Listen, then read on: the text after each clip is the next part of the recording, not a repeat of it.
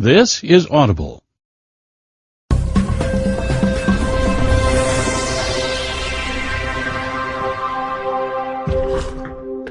Ricky Gervais, Steve Merchant, and with us, Carl Dilkington. Cunt. This is the worst chair I've ever sat on, and I've sat on some fucking chairs in my life. Yeah. Right, are we started? One. Are we ready? Are we recorded? Yeah. Ready? Yeah. Right. Hello and welcome to a brand new series. What? It's ridiculous. I was getting it all fired up. Excited and motivated. What are you talking about? One. Just seems a bit loud, that. Well, you should have sorted that out. Look at that. Look at this, Carl. This is a shambles, mate. This is a... People have paid good money for this. Carl, are we ready now? Yeah.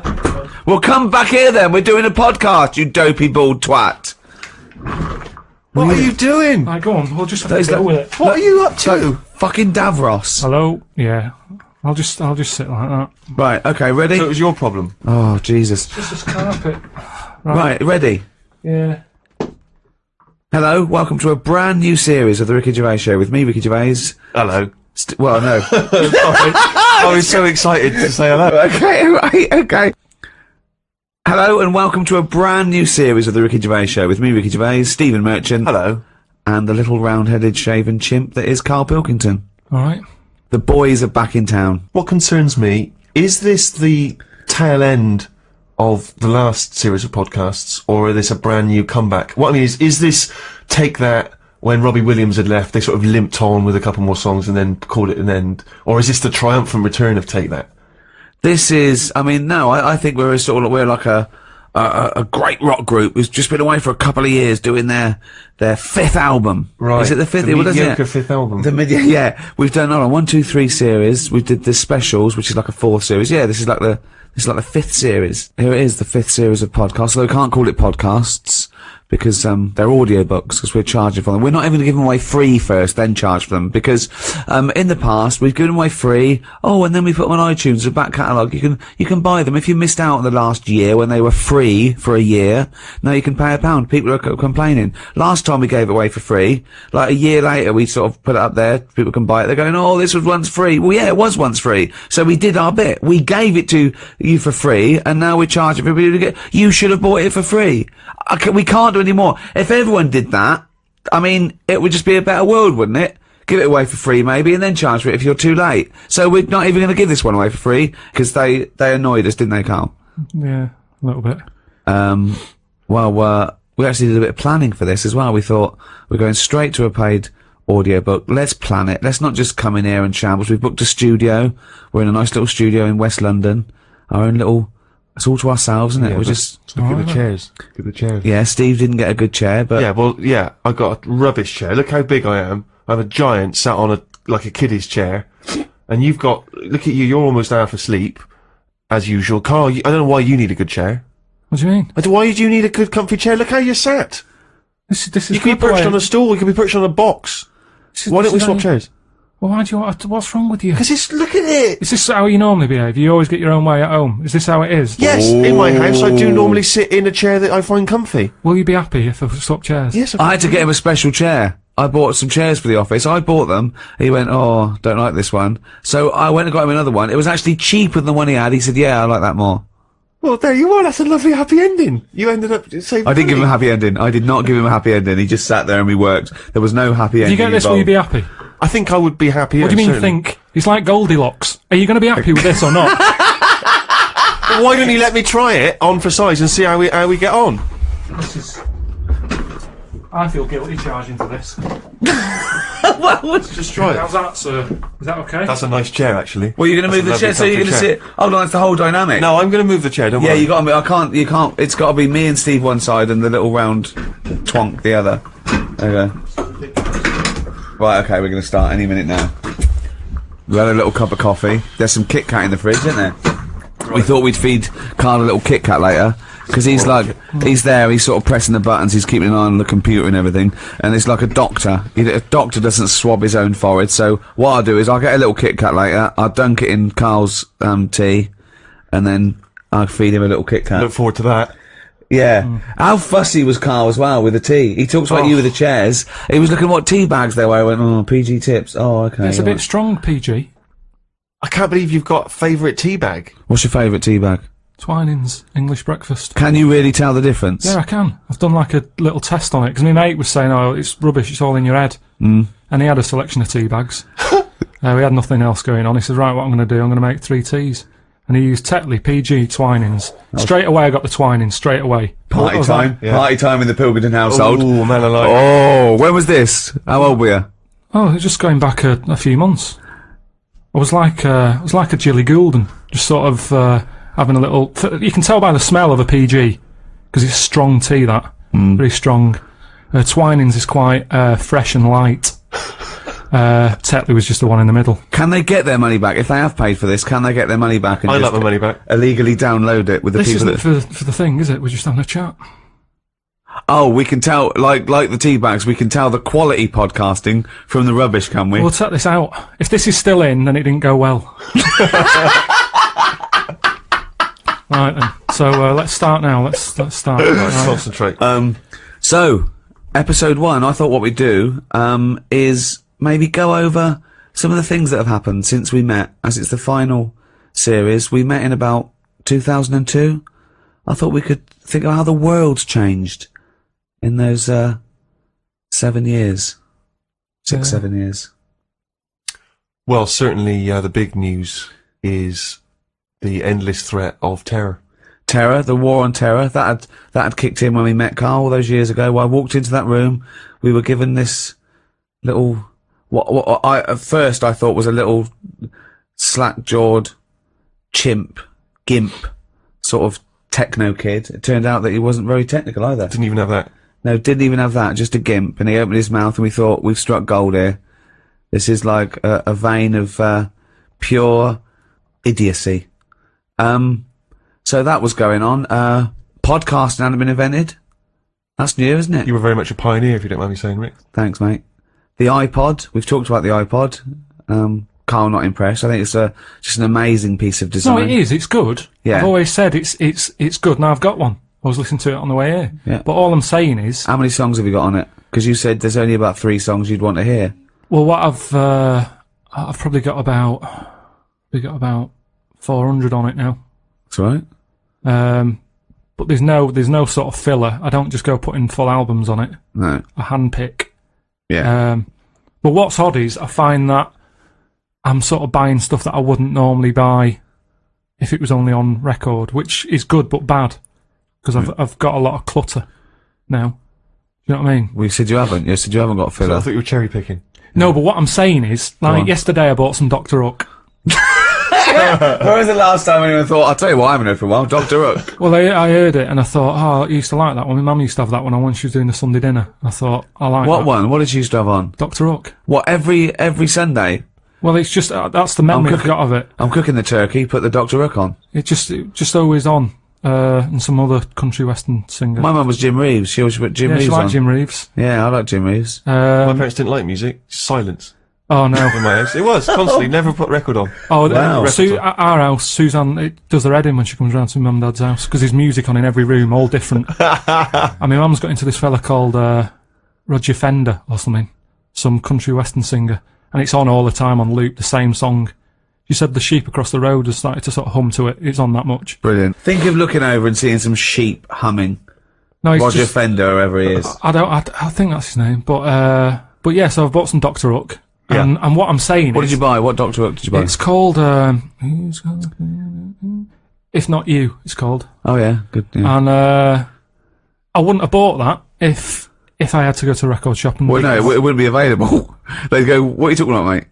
Have you got that one by... Mate, can you leave the store? Well, yeah, but that's a good thing, isn't it? Now that you're being opened up to a whole different. Yeah, but it's that sphere of thing music. of just buying. That's what excites me most, Exactly. the back catalogue Yeah. that you can, yeah, without yeah, trying to it's- go it's into good, but I'm just saying that that's what happens, isn't it? If you've got a space for something, you fill it, and that's the problem. If my iPod wasn't an iPod and it was a cassette, Dr. Hook wouldn't be on it. He wouldn't feature. He wouldn't be on the cassette.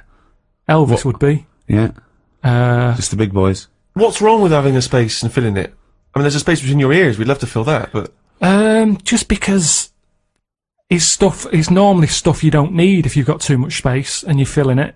It's like Ricky's house. You've got stuff in there now that you wouldn't have had in a smaller flat. You've got dead owls and stuff like that. Right. dead owls. Why are you buying dead owls? No, it's an antique thing. It's an antique stuffed owl, and I was assured it died of natural causes of old age. And then it looked in good nick. It didn't look upset. But dead owls suggest that they just fly into the room and I just leave them there. No. That they crack their head. But what, You're just sat in your dressing gown constantly drinking gin. Jane, another dead owl. Clean up. Feed it to the cat. Feed it to the puma. But that's what I'm saying. I haven't got room for a live owl. Never mind a dead one. So that's the difference, and that's the same with an iPod, isn't it? With an iPod, because you've got so many gig, you go, what will I have? Well, yeah, but Ricky's Dr. Hook. not sat at home looking at an empty space in his flat thinking, I need to fill that with something. I think he would be. What would be there? If that dead owl wasn't there, what would you put there? But you've picked on one thing. You've picked on one. Well, that's all you small... can do. I'm just picking on an example. What else do you want me to pick? I'm just saying I have not got room for a dead owl. So I'd never look at one in a shop. I'd go, I'm not going to buy that because I haven't got the space for it. But why are you obsessed with, like, someone trying to pressure you into getting this dead owl? I mean, it seems a weird thing to shout. I have not got space for a dead owl. No, but if I had an urge to see a dead owl, right? Natural History Museum, loads of them. Right. I've never seen one and gone, oh, I wish I didn't have to go to the museum. I want one in my house. That to me is like, right, Suzanne, have we got everything? Have we got a dishwasher? Yeah. Washer dryer? Yeah. Ironing board? Yeah. Right. There's a bit of space there. Is there anything you want? Then, if it's like, dead owl? Alright, we've got the room for it. But the way we're living now, we've definitely not got room for a dead owl. That's all I was saying. And to me, a dead owl... I'd like this to be part of estate agent's patter, and there's a lovely space there for you can fit in about 7 dead owls. They don't do it by square footage anymore. It's 6,000 dead owls. You idiot. Well, yeah, I'm still not convinced by this idea of this space has got to be filled. You know, people just choose to buy things and fill up their house with those things because they give them pleasure. Most things we've got are junk. If you didn't have junk, all you'd have is a cooker, a bath, maybe a sink, a bed, and that would be it. That anything else, a television, isn't necessary, is it? You seem to think that people should live like, you know, kind of 19th century mining community. Well, no, but like a few years ago, people worked this out, didn't they? They all went minimalistic because they said what? Say it what? Minimalistic. So one more time. Minimalistic. No. What letter are you starting with in that word? M. Okay. Where are you going on from there? Minimum. Well, it must be minimum. Yeah. So it's what that minimalistic. Minimalistic. Minimalistic. No. You're Look, you know what I mean. No, wait. You're popping in an M where there should be an N. Minimalistic. You put in 2 M's when there should only be one M, right? Minimalistic. Minimalistic. Yes. Wow! Woo! Right. Well, thanks for listening, everyone. That's the end of the first episode. It's gone well.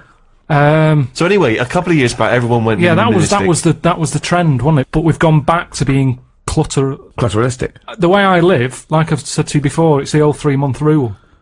If something's not used over 3 months, chuck it out because it's not needed. So suitcases. What's the that? Yeah, suitcase. No, he uses a suitcase every 2 weeks. He's off all the time. He's off all the time, most stuff, like clothes. What if you don't wear a piece of clothing in 3 months? It's gone. Well, why haven't I wore it in 3 months? Well, because maybe it's a suit or a tuxedo, and you've not been to any fancy balls. I don't have any clothes like that. I wear the same things anyway. I throw clothes away every 3 months because I get too fat for them. So, you know. But it does seem to me the way you talk, it's like you want to live, as I say, like some kind of 19th century pauper with a big tin bath in the lounge in the one room in your house and all the family bathe in it. And yet you wouldn't be happy with that, would you? Maybe. Well, I've told you before about that's something I said when I was younger. What did you say? When I was younger, I think I was having a bath or something, and I said to my mum, "Oh, remember when I was in like that tin bath in front of the fire?" She went, "What?" And now that's strange, isn't it? That you're saying I'd be happier with that back then. So it's like that was my past life. Well, hang on. Whoa, we haven't finished yet. Whoa. What do you mean? Your mum said what you're talking about. You said. How old were you? I must have been a kid if I'm having a bath and my mum sat there. Well, yeah. Well, I don't know how you operate. I assume you were, but how old? Must have had time to have a bath. As you get older, you don't have as much time, do you? So I'd say 5. I love the fact that after 5 you didn't have time to have a bath. No, it's He's just so busy. Carl, we've read your diary. One day it was simply went to the cobblers and back. No, but so you had time to have about 19 baths. No, but as you get older, you sort of go, I haven't got time to sit in a bath, whereas a kid, it's something to do, You're innit? staring at ants. When have you ever been too busy to have a bath? 1, you're never busy. 2, how can you be too busy to wash? It's like saying too busy to eat. Breathe. Got to breathe last night. Why? I had a bit of work to do. What point are you making? So I'm just saying... This is not an anecdote. You said that I'd be happier back in 1800s or whatever. But what are you saying, that you didn't really have a bath in front of the fire? You mean Yeah, this was a glimpse of a past life, is what you think? Yes. This is just such a non-point. This is just nothing. If you'd said, well, then I went off to see one of those people who regresses you, and although it was a load of old bollocks, he regressed me, and it turns out I was the king of Sheba. I love those things. Everyone thinks they've lived before, right? Did I tell you that there was a documentary about these people in Los Angeles that they'd lived before and they'd come back and they did a come as you were party. So they went as the people in their previous life. All of them famous. Of course they were. Kings, queens, leaders of men. Not as I was a stable hand, I forget my name. Right, 2 Napoleons, one of them's lying. I mean, absolute twaddle.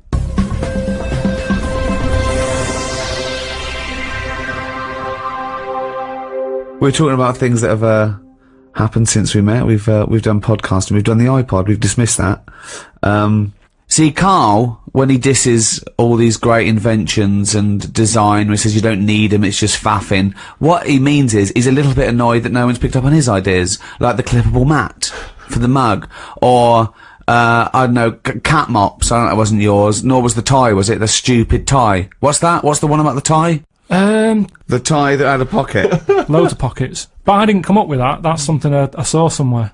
But it never caught on. I've never seen anyone wearing one yet. It's such a good... It's not a good idea. It's like having a carrier bag round your neck. It doesn't make any sense. It's a tie packed with stuff. You want to... Imagine Alright, this, Frank, nice tie. What you got in there? Baguette. It's ridiculous. But imagine the day that the tie was invented. There you go. Do you want a tie? What do you do with it? Put it around your neck. What for? Don't know. Well, I'll tell you. What? Because you haven't invented buttons yet and it keeps your shirt together at the top. Well, alright then. Right. We've invented buttons. Are we going to stop making these ties? No. Why? He's got you there, There Rick. you go. Now, I'm saying, what are you doing with that tie around your neck? Oh, it's a pocket tie. It's a what? It's a pocket tie. What do you mean? It's got pockets in it. Oh, that's weird. What That's all right, I've got pockets in my jacket. Yeah, no, but hang on a minute. It's a hot day, innit? Don't want to put your jacket on. Oh, or a tie. Well, if you're going to wear a jacket, wear a tie. Leave the No, I'm jacket not at wearing home. a jacket. I'm wearing a shirt. Got a Give nice it a purpose. If you're going to wear something, give it a purpose. Everything has a purpose. A tie at the moment is just round your neck, keeping you hot. If you're going to be hot, carry something. Hands free. And everything's always there. A bag, you put stuff in a bag, you put a bag down, you forget it. I always forget bags, that's why I don't like carrying them. You pop it down, you get up, you walk off, oh, where's the bag? A tie, when you go in a cafe or something for beans on toast, you don't take your tie off. I don't wear a tie. I would if it had pockets. Carl! The country would look smarter. Right, you have pockets, so what are you carrying in this pocket? I've got spare change, Yeah, okay. which, You're rattling around like a cow in Switzerland, just like... I've got spare change, I've got, like, my debit card in there. Right, Maybe got me little front door key in one of the pockets. okay. Pair of scissors if you want. Amazing. That's whatever. safe, isn't it? Oh, that's a good place to put it, just around the heart area. Yeah, and near the throat. Facing upwards. Brilliant. Carl, think what you're saying.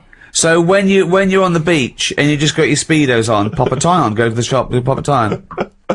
Well, no, you wear it in the appropriate times, but I'm just saying if you're going to wear a tie, let's make it useful. Let's give it a purpose. Don't wear a tie, it's alright. You do not need a tie with pockets. If you're wearing a tie, you've got clothes with pockets. And it's going to be weighing your neck down. I mean, come on. It's not Don't practical. go mad. If you're carrying anything big, you buy the scarf version.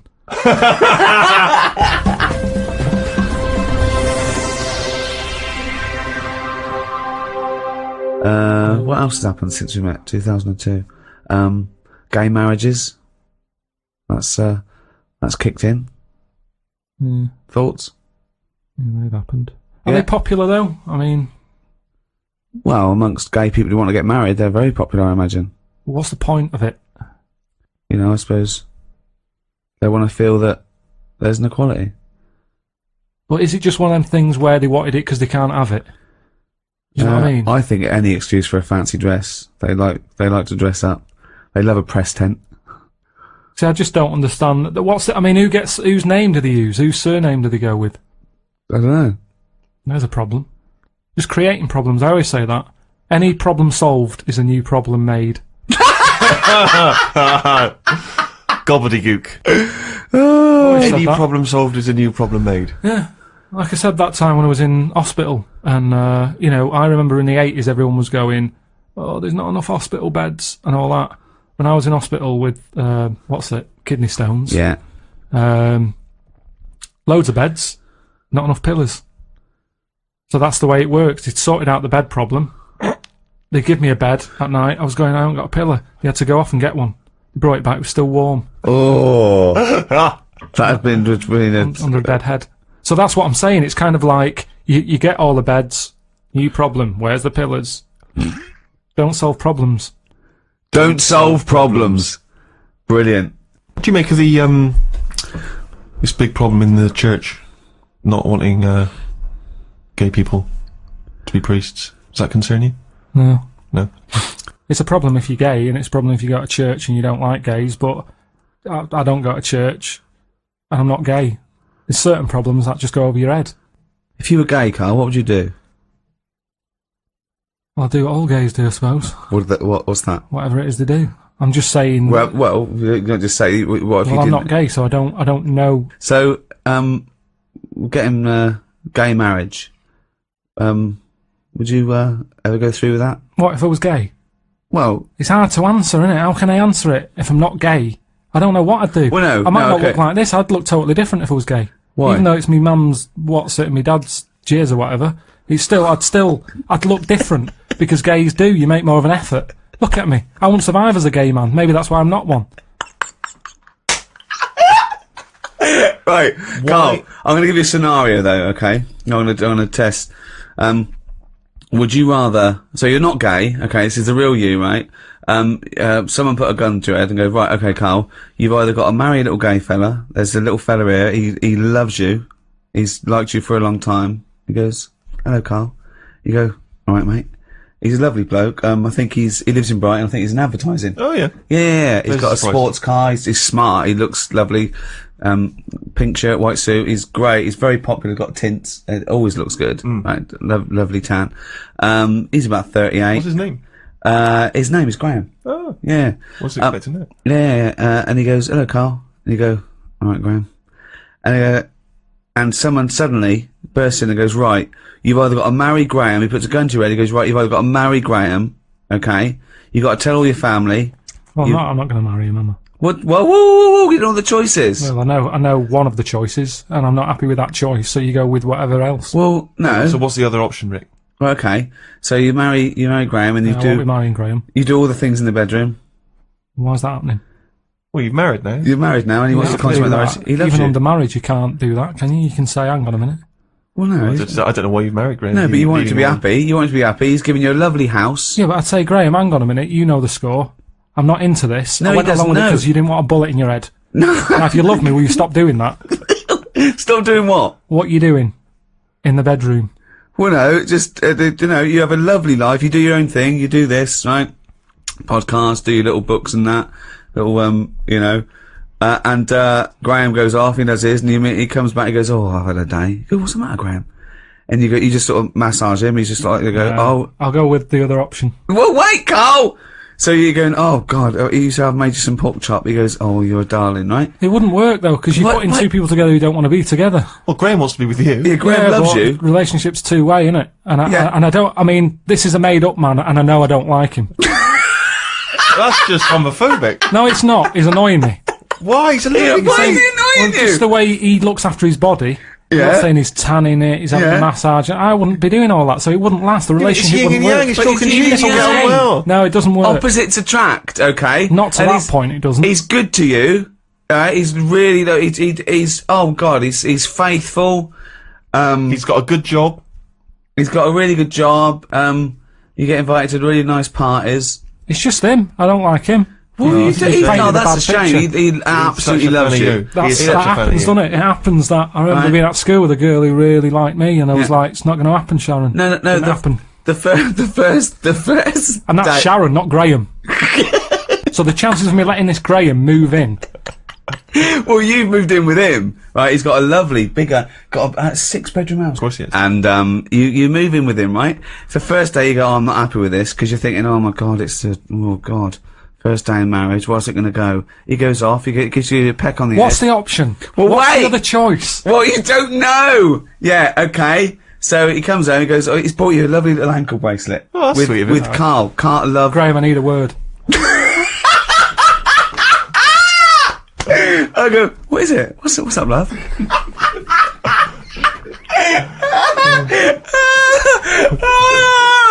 What's the matter? Look, Harvey Graham. Right, okay. Harvey Graham. What's the matter? You look tense. This is all, we live in a lie here. Well, yeah, but it's just the alternative is so much worse. What's the alternative? Well, What is the alternative, Rick? I think we're all waiting for that. well, marry a chimp. Marry a chimp. Yeah. Unless you either live with a chimp in a tree or marry Graham, your family are going to get killed. Someone's going to shoot him, right? So you have to decide what you want to do. Do you want to go and live in a tree with a chimp and eat nothing but bananas and just live the chimp world? Okay. Yeah. Or woo Graham. You go down there, you're chatting to him, you're just in a club, right? You're there. But who's watching that I'm staying with Whoever Graham all this the evil time? person If the person is right, yes, yeah. Well, hang on, Where's he watching from? The evil person's going, right, he goes to that club Saturday nights. Don't bother going before midnight. He won't be there. Right? So you get there, you walk in there, it's 1 AM, and he goes, that's him over there, in the pink shirt dancing. Okay? In a cage. He wouldn't like me. He would. You go, This is it, you've got to "Hey, win him over." Look at you! Look at your lovely shaved head, hairy arms. Oh my God. I mean, you are more suited to the chimp, but no, you'll go down a storm, right? You go down there, you've got a little vest on, leather trousers. What would you say to Graham? You've got to go over. You've got a bought leather pair of trousers and you've cut out the back. Okay? There you go in. Your arse is showing. You've got a freshly shaved head. You've got a little white vest. Okay? Has he got all this on? No, he's got like a little pink Ben Sherman, white trousers and espadrilles. Right, I'd dance over. Yeah? And I'd say, you Graham, and go, yeah. Oh, hello. Who are you? So never mind, you haven't seen a chimp about, have you?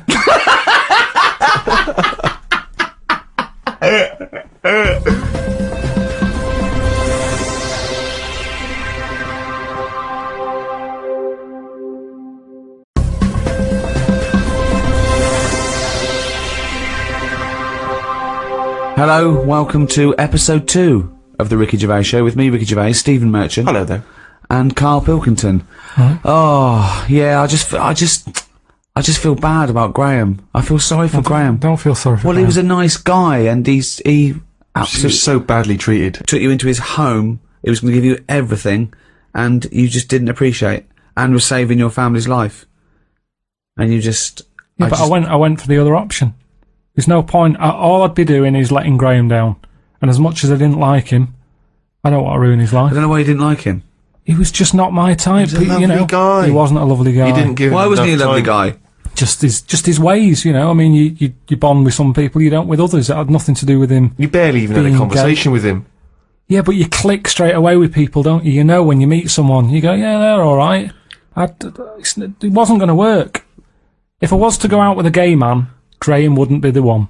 Who would be? Who would be? Just someone who wasn't as in your face as him. Well, which Just celebrity? someone, What do you mean in your face? What? just sort of, you know, just the way he was straight away. I wouldn't go to a club to meet someone like that.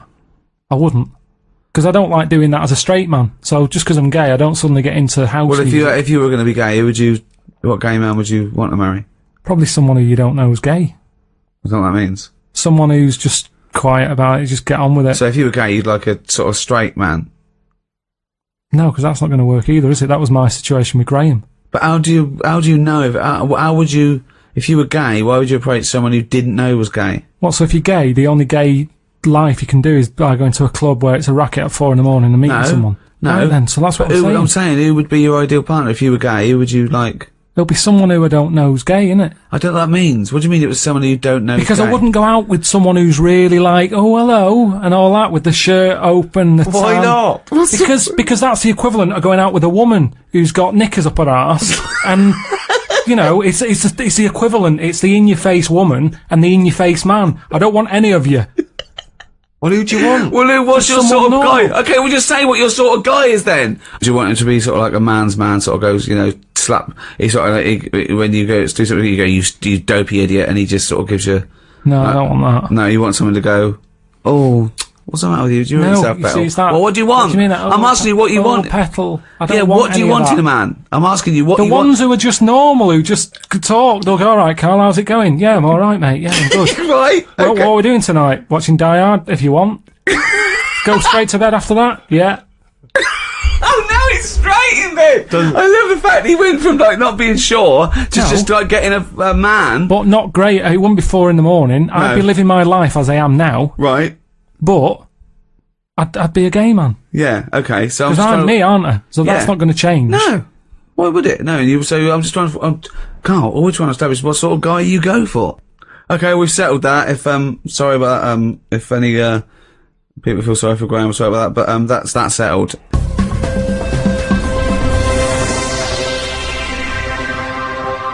What I thought we could do, Carl, on this, the, brand new 5th series of the Ricky Gervais Show, we're talking about things that have happened since we met, looking back, what have you learned, where are we going forward from this. I thought we could play, Room 101, the popular TV show where people cast the things they hate into Room 101 forever. Room 101, of course, is taken from George Orwell's 1984. Mm-hmm. Room of all your fears and terrors, and so. Is there a copyright issue here?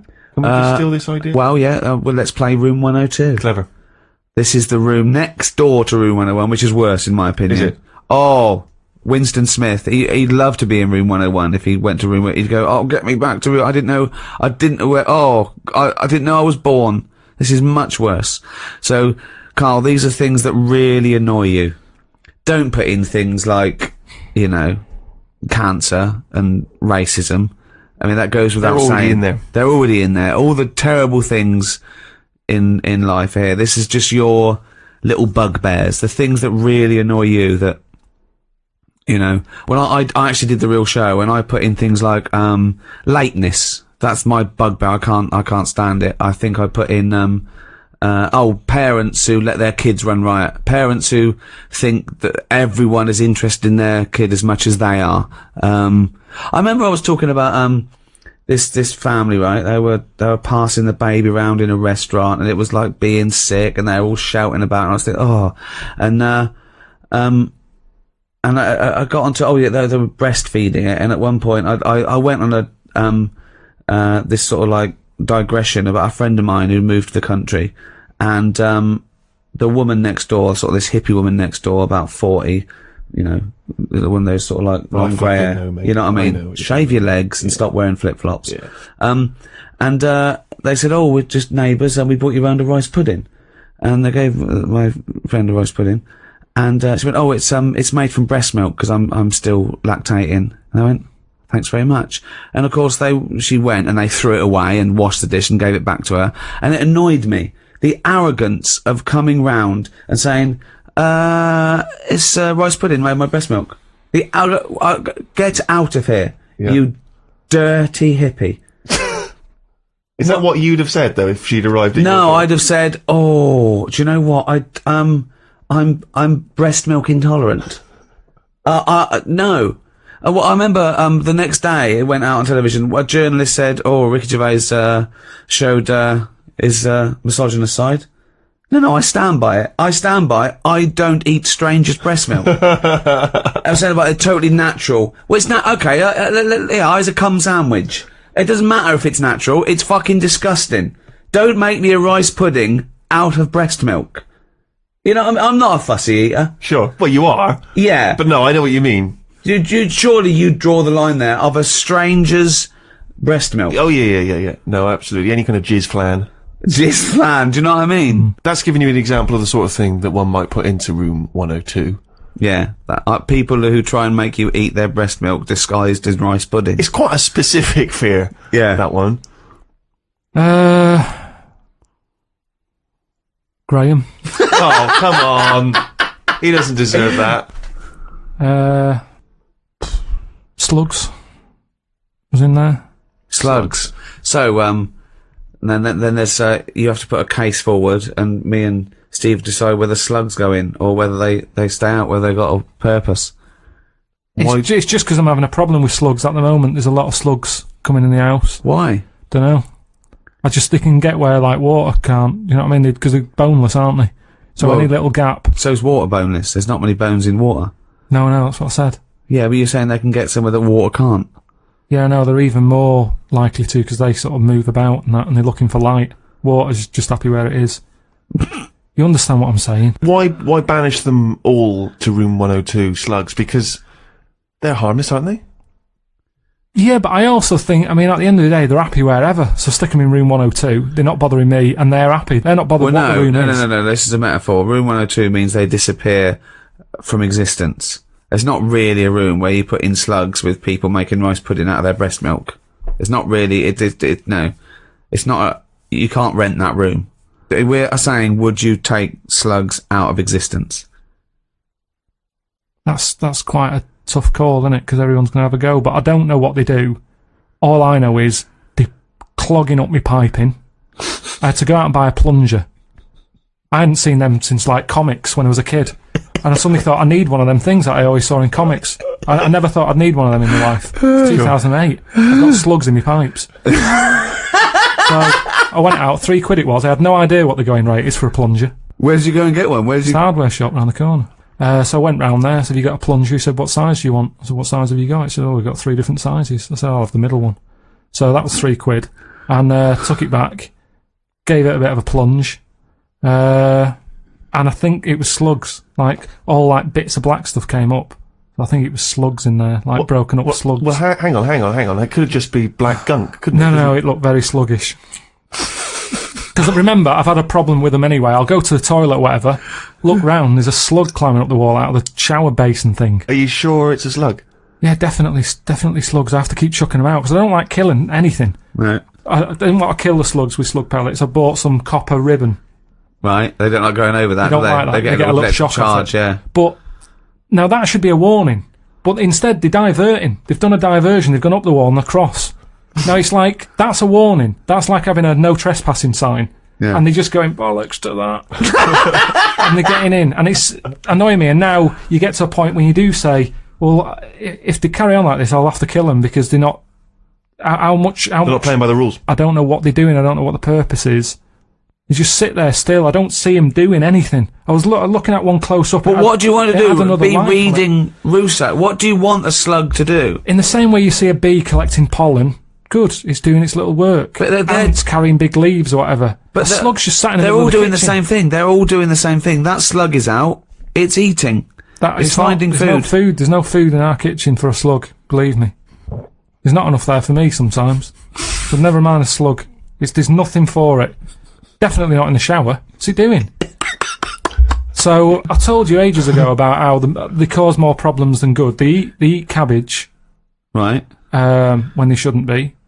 They get in letterboxes and nick stamps. They don't nick stamps.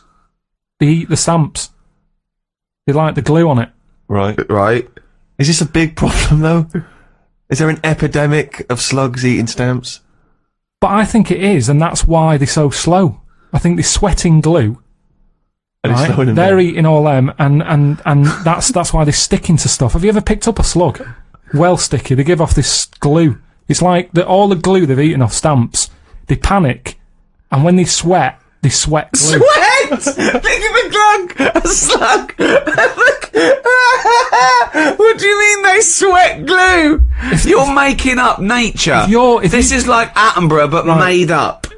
When you see a slug, you prod it, it gets nervous, it wants to run off. But the problem is, because it's sweating glue...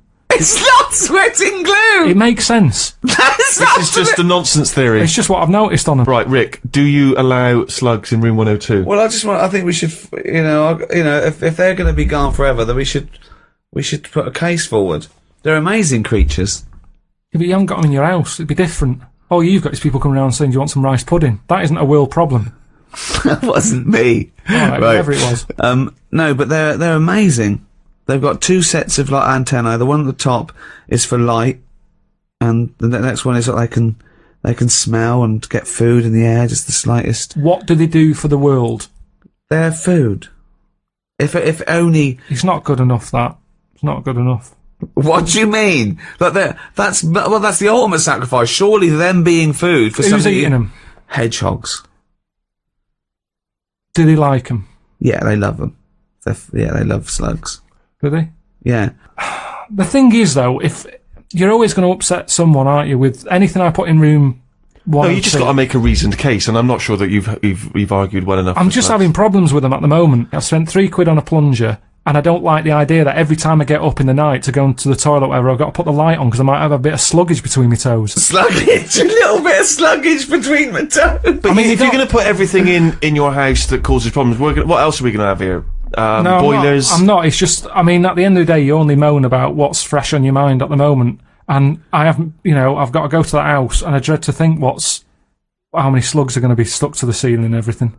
Right, okay, so we need to move on. So, you are not putting them in? I'm not putting slugs in. Alright, slugs have not gone in, Carl, I'm afraid. What's your next one?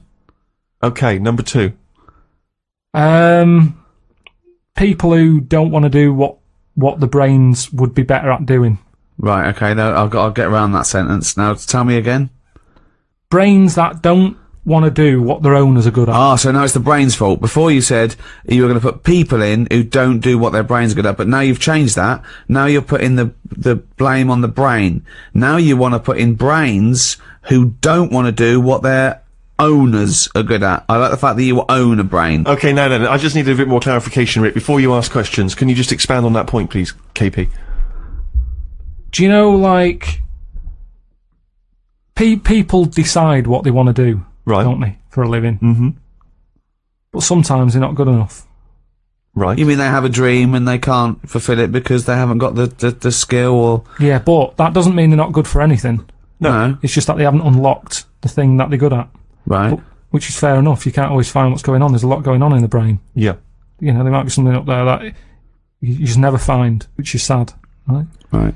But You mean you may never discover your full potential because you may never stumble across it. You may never have the means. Yeah. Yeah. But yeah, of course, yeah. I only got into hospital radio because my dad was in hospital. So I found out about this thing and I thought, I didn't even know this existed. I want to go Well, at of course. So, But I mean, there's much bigger issues there that the poor working class people don't get the same opportunities. People in third world, when you're worrying about whether you're going to live through the next few days, you don't start thinking, I wonder if I can play the cello. Can I refer you back though, Rick? You've made an interesting point there, but I fear that's not exactly what Carl was saying. I don't think that his point was quite that profound. Yeah, that's kind of what I meant. Yeah, I don't know. There was something to do with the brain not allowing its owner. Yeah, because that's the bit that annoys me. Fair enough if a brain hasn't decided what it wants to do, because you. What is this? Let him finish. God, this 'Cause thing let him about finish. the brain Shut up. 'Cause it being hasn't- in charge, like the numbskulls. Because it hasn't found its destiny type thing. A brain But hasn't found its destiny. when someone is good at something and they know the brain is good at something, but then they don't want to do it and they want to go off and do something else. Sorry, who's to blame here? The person or the brain? I'm talking like him now. Don't know what's Who are going you on. putting into room 102? What annoys you? A brain that doesn't let its owner know what it's good at, or an owner that won't do what the brain wants to I do? think it's the owner, because say like a bloke who's good at plumbing, Yeah. his brain loves plumbing. His brain loves plumbing. He's sick of plumbing, so he goes off to try and Unplumb. No, he's going to do something else. he's gonna do something else. He's carpentry. Now, they say in this country the problem is we haven't got enough tradesmen. Right. We don't have enough plumbers. Right. There's enough plumbers' brains. I don't know what the fuck that means. Shut up. What are you talking Shut about? up. Let him please finish. Because This is like beds and pillows again. brains have not changed over the years. The brain is exactly the same. But it's the owner of the brain that's in charge. The brain could be going, I want to go for a walk, or I want to go and find something out. But if your body's too lazy to get up and go and see the stuff, the brain isn't going to get what it wants. It doesn't make Imagine- sense, Carl. all right, you imagine are your this. brain. Let me- Okay, you could have a good point if you said this. You could say that everyone's brain has the ability to become a plumber. Yeah. You know, your brain, you know, yeah. But I don't know if it has, you see, because this is the thing. When I was younger, when I first left school, I had 2 jobs I wanted to do. I wanted to be a joiner, right? Or a car mechanic. I had a go at sort of joinery. Couldn't really get my head around it, right? Did work placement at a garage, messed it up, got kicked out. What did you Now do? the thing is, Why did you get kicked out? just because I messed the garage up. How did you mess it up? The fella was he's a bit moody, this fella, and he just decorated his garage. And You are like the slug in this scenario, aren't you? He just, do you know, like the paint the floor and everything, make it with lines in it and everything like that. Right. What did you do? And he painted it white. You shouldn't have white in a garage. Stupid with all the oil about and that. It's not the right colour, is it? It's like getting a white sofa. You're asking for trouble. Yeah. So he'd painted it all, and then he sort of said, "Do you want to change the oil on the car?" So yeah, go on then. So what do I do? He said, you pull the sump out, stick a bucket underneath, catch the oil. All right then. Go down there, pull the sump out, hold the bucket. But because of the pressure, the oil doesn't come straight out. It flirts out sideways. Went all over his white floor. He went mental, kicked me out. Now the thing is, that wasn't really my fault. My brain didn't know. It was showing an interest. No, what? Right. Let him finish! Oh, God, what does he mean? Shut up, let the brain- fault and my Please. brain. The Please brain was shut up. showing an interest, but at the end of the day, if it hasn't got the knowledge, what can it do? Now, you could say, was that my fault or my brain's fault? No, I'd never say that. People may be in the wrong job. You might not discover what you're really Yeah, but I'm brilliant at. talking about, you get people, alright, let's go to the extreme. People with no legs who want to be swimmers. Don't be stupid. Oh, God! I'm so annoyed. Is this a big problem? It's madness, isn't it? It's mad that the brain wants to do that so much. The brain's in the wrong body almost. Yeah. Are you in me? No. A plumber who can plumb is annoying when he jacks it in as a living because there's other brains who can't do plumbing. They don't get their head round it. This means. Look, you must have learnt the same stuff at school as me, but a lot of it wasn't interesting to my brain. I wasn't bothered. It wasn't into taking it in. Yet look at me in like editing and all that. I can use all that equipment because my brain's happy with it. Yeah, you found something you're good at. Yeah. Yeah. But why aren't I good at plumbing or joinery or being a mechanic? Because you're probably not interested in it. I loved it as a But kid. people do have different brains. People are different. Some people are more higher logic, low Yeah, emotion. that's you what know? I'm saying. Yeah, but I don't know what you're putting in room 102 because you're saying it's like this brain's wandering around looking to for a blame? body and it goes, oh, I'll choose that body. Hang on, this body doesn't even want to do some plumbing. It's a just- matter of taste. It's just a sometimes matter of taste. It's good to do what you're good at and stop chasing a dream. This is the most complicated thing. You It could just is. put in noisy kids. Like, Ricky, why is this is a brain that Because doesn't someone work. else would have done noisy kids. There's no point everyone putting in the same thing. But in this I don't room. even know what your point is here. For example, what I put in were parents who ignore their kids running riot in a restaurant or on a train. The arrogance of them thinking that, isn't it fun? That there was someone to blame. I was basically putting in bad parenting, or there was someone. I wasn't going a brain who wanted to be a plumber, but the plumber didn't. I'm not putting the brain in. It's just people. If I had a really good skill, I'd hope that I'd use it. But what if It's you like don't know what you're good at until you try it. You might be the best drummer in the world. I know, but they're the people I'm having a go at. They're the people who I'm having a go at. The people who know they can do something, but they don't do So it. people who don't fulfill their own potential. That's a good one. Is that a better point? Yeah, that's what I meant. But there's nothing to do with this duality, this brain versus person. I don't know what that is.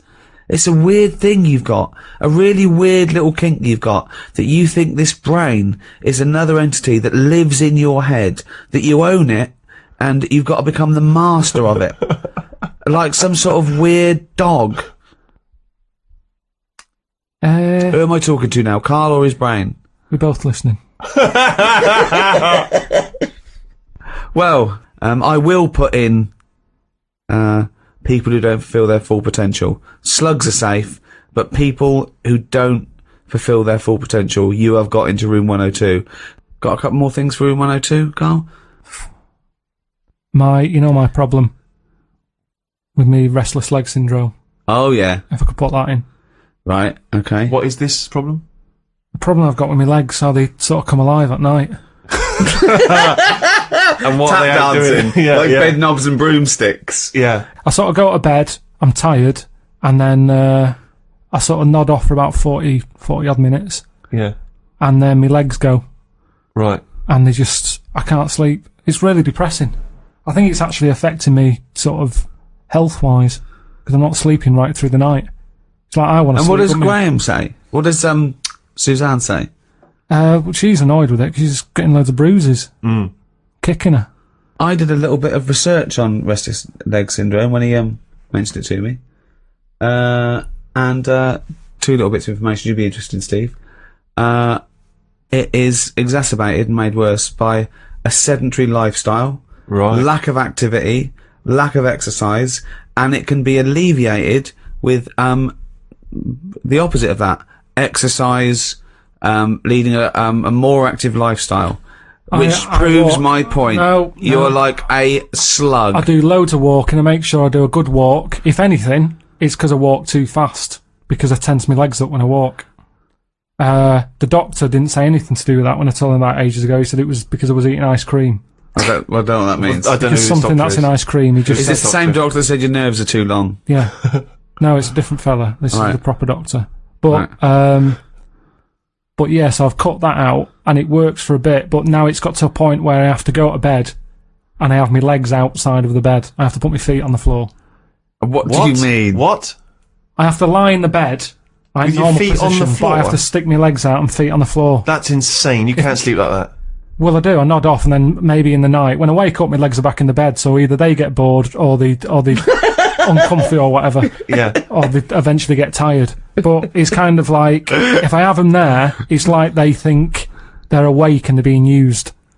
The only other thing I can do is if I lie on my front, and then have my legs in the air, Well done. Whoa! You lie in the front and have your legs in the air.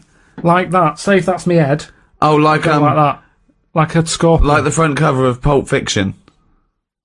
Yeah, like that. If I do that, I think if I can get the blood out of my legs, they don't work the same. Is this advice from the doctor or? No, I did Is that it this myself. doctor? Was he from the 12th century? No, that doctor didn't tell me to do that. I sort of did it. You And I just thought wrote that works. that I nodded brilliant off. piece of information. Well, have you put this into the Royal Society of Surgeons? What? Well, this discovery that if you lay, No, it's my cure. I'll use it. It might not work for everyone. And so, crazy leg syndrome is destroying your Sleep, right. and it's important to get sleep in it. If you can't sleep, it drags you down. And my legs, they just come alive at night. It's like they belong to a runner or something, and they want to run, and I'm going, I just want to sleep But why don't you run? why don't you go for a run? because it's late at night. Yeah, but go for a run in the day. Tire them out. Fine in the day. Tire them out in the I day. tire them out in the day. No, you Go don't. for loads of walks in the day. Loads of walks. So if you were to go, you go to bed, you got restless leg syndrome. If you were to go to a run, that would cure it. I've looked it up. No, It because does. I do have long, proper walks. It No, but doesn't if you sort know, of- it, if immediately. anything, it's like the legs like it, and they want more of it. It's like a puppy. You take it for a walk, and it's jumping up and down. I want more walks. Well, you can't have a walk. We had a walk earlier. Go to sleep. They're fine in the day. Whilst I'm sat here, they're not probabling me. They're not what? They're not probabling me. Okay. Not probabling me. They're not. Makes up Amazing. words. They're not giving me any grief whilst They're I'm sat not here. probabling me. But when night falls, it's all going to be different. It's like they go, I don't want to go to sleep yet. Like It's like a voodoo little legs. kid. It's a kid who wants to stay up in case it misses something. Yeah. And that's why I just have to let them stay up. Stick them out the bed. I love the fact that you go to bed before your legs. Oh God. It's annoying. I mean, it's really... Well, I don't know if I can put in Your restless leg syndrome because, as I say, it can be easily cured. You could get up, you could do a bit of exercise, you could walk around. yeah, but I've tried all that, doctor, and it doesn't work. Do you suggest anything else? Right. There's your problem. He's not a doctor. No, exactly. That's what I mean. No, well, I'll put it in. I will put it in if you try that. Next time your legs are outside the bed, say, okay, listen, I'm going to go for a run. Put on a sweatshirt. No, because Put on some shorts. it's always late at night. I'm not Yeah. going out. It's dangerous. So you go to bed at 11:30. Yeah. Go for 1:30. 11. 15 minutes. So, are they going in or not? No, because you're not. I'm not sure that you're doing everything for it. What's your next thing to try and get in room 102? It's a tricky one, this. Go on. It's people who think that humans are special. Do you know what I mean? But you think that? No, I don't. I don't think humans are special. I think some of us are. I think you get the odd one who creates something, and you go, that's amazing. But the way we say the human race is amazing, no, it isn't. A small percentage of it is. There's a load of numbnuts. And it annoys me how people say the human race did this, human race. No, it didn't. Let's name them, because there's only a few people who have done stuff that matters. Is that what you think? Yeah, definitely. We just thought, we think we're good and we're not. But who matters? Just before we get on to your point. So you're putting in the rest of the human race? No, just people who say that they're good. People who have said that statement that isn't the human race an amazing thing. So anyone who's ever said isn't the human race amazing yeah, goes in room 102? Yeah, I'd say don't be stupid. So most of the human race is going in? Well, have you ever said it? Well, I think all species are amazing. But when people say the human race, they sort of mean... They think what you mean, that you can go... The great people. The art, inventors, the things that were, that we've... And how is the human race not amazing? Because we're not needed to keep this planet going. We're an added thing that was added on later. Food chain. Yeah, that's right, yeah. We were added last. Yeah. It's like, there's some room left, what we do? Stick some humans on. But don't forget, this thing of we being added doesn't make sense, because it was a process. There was no point when someone goes, we don't need this, let's stop now. We kept mutating and being selected. Yeah, I know, but sometimes you can keep, it's going back to what we were talking about last time about, you've got a house, you fill it with stuff. At some point, you've got everything you need. You've got your kettle, you've got your fridge, you've got your telly. It could have stopped at slugs, then it'd be fine. Gone, I'm buying this. But nothing needed anything. Yeah, it did. The world needed... I mean, okay, I tried to put slugs in, you didn't allow them in. Yeah. Fair play to the slugs. They must do something somewhere. Yeah. Just not in my house. But it could have stopped at slugs. They got it right. What's this thing that you need anything else? The slug evolved. No, but we don't add anything, do we? All we've done since we've been around is mess up the world. That's true. Yeah. So I'm saying we're not needed. I don't know what the last thing was that was needed. No, we're not needed. We're not needed. Yeah. So what was the last thing before? Doesn't make any sense. What was the last thing that was invented by nature? It's arbitrary. It's a stupid question. What do you mean? It's not a stupid question. Everything is just happening. It's evolving now. Right, look at it like this. You see, we think we're important because we just do. Well, I don't, but some do. And they're the ones I want to get rid of. Another argument with himself. Now, we think we're special. There might be something else going on that's more important. We're in this universe, aren't we? Yeah. They're trying to make a new universe. What do you mean? There's a machine somewhere. What? A Big Bang. They're making a Big Bang again. Right, well you've got that completely wrong, but sure. They're not trying to create a new world. They're trying to recreate the conditions that happened at the beginning of the Big Bang. They're not trying to recreate a new world. Alright, but the world came... different. But the world came from the Big Bang. Yeah, they're trying to recreate the conditions so they can test and they can experiment to see the conditions before. Yes, it is dangerous. Apparently there is a threat. Admittedly, there is a danger. Yeah. Very small danger that they could create a black hole that would destroy the world. So why are they doing that? Who's allowed that? This is what annoys me. It's because humans think they're special. Oh, who made the Big Bang? Oh, I'd like my name on that. I want to claim it. Why do people always want to better someone else? It's happened. Let them have it. Well, you said about progress. You're trying to change time. Yeah, but that's not going to harm anyone. A Big Bang. I don't think we need... I mean, we haven't filled this universe yet, have we? What you talk about? I don't know what you're saying. You're contradicting yourself. Every other sentence contradicts what you said last time. You do want to fill it, you don't want to fill it. We haven't filled this universe, we don't need another one. We do want progress, we don't want progress. Carl, what do you want? I'm saying we don't want another universe. Well, no. We haven't got our head round this one yet. We don't know where everything is. But go on. Don't create a new one. We're not trying to. No one's trying to. Is that your philosophy? Don't create a new universe. But why are we looking at that? It's a giant research experiment. They're not trying to create a new universe. Why are we looking at that then? Why do we want to go back to day dot? So that we can better understand the world that we live in, how the world evolved into the position we're in now. If it did indeed start with the Big Bang, what were the conditions? How did it come from nothing into something? That's what we do. We say why and how. I know, and but when, sometimes... and what next? And is it good? You know, I don't mind asking questions. I like asking questions. Yes, Ask a yours question. are where are slugs going? It's just this thing of faffing about with things that they don't know what they're doing. Okay, right, okay, Carl, you're in charge of the world now. You are this, you're all-powerful. You're like a god, okay? You can do anything. You call all the scientists, and they go, what do you want of us? Oh, orange-headed one. What the fuck do you want of us? Right? Stop the Big Bang research. Stop it now. Okay? Okay, drop your talk. Okay, good. Throw that away. What do you want them to do? The might of every intellect in the world standing before you, as far as you can see. Hello? Listen, everybody. This is what I want you to work on. Go. What do you say? Well, I want to come in and... How long have they been working on the Big Bang idea? Forget it. It's just, you've got every science... No, but I don't just want to come in and poo-poo that, because they're going to... Poo-poo. They've done a lot of research on Hold on, you wanted to stop a minute ago? Yeah, I know, but you don't just come in, guns are blazing. I'd say, hello, everyone. You can do anything you want. Go on then. Hello, everyone. Hello, Carl, leader. Right, listen, this Big Bang thing you've been doing... Yeah, well, that's just only a few of us. That's like less than 1,000,000% of us. We're all here. Yeah. I've dropped AIDS research. I've dropped cancer research. Right, well, why have you dropped that? Who's told you to do that? Well, no, we knocked off. They said you wanted to tell us something. We're all here. Every scientist in the world is listen, here. where are you from again? Well, it doesn't matter. I'm from Cornwall. I'm looking at... what research are you doing? Oh, well, I'm looking at, what happens if you give Feminax to an owl. What happens? Well, I'm halfway through it. I got called away. Look, I'm really busy. What do you want me to work on? Who said they're doing cancer? Hey. Go back to work. Cheers.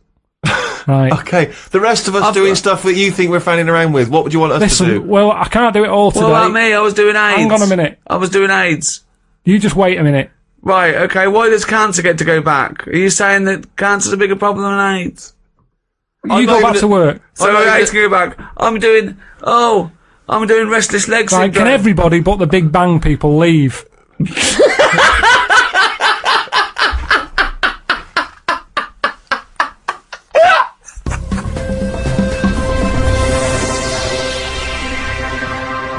Well, we've come to an end of episode 2 of series 5 of the Ricky Gervais Show. With me, Ricky Gervais, Stephen Merchant. Thank you. And Carl Pilkington. Alright. I was working on cold sores. Fuck off. I'm doing bunions.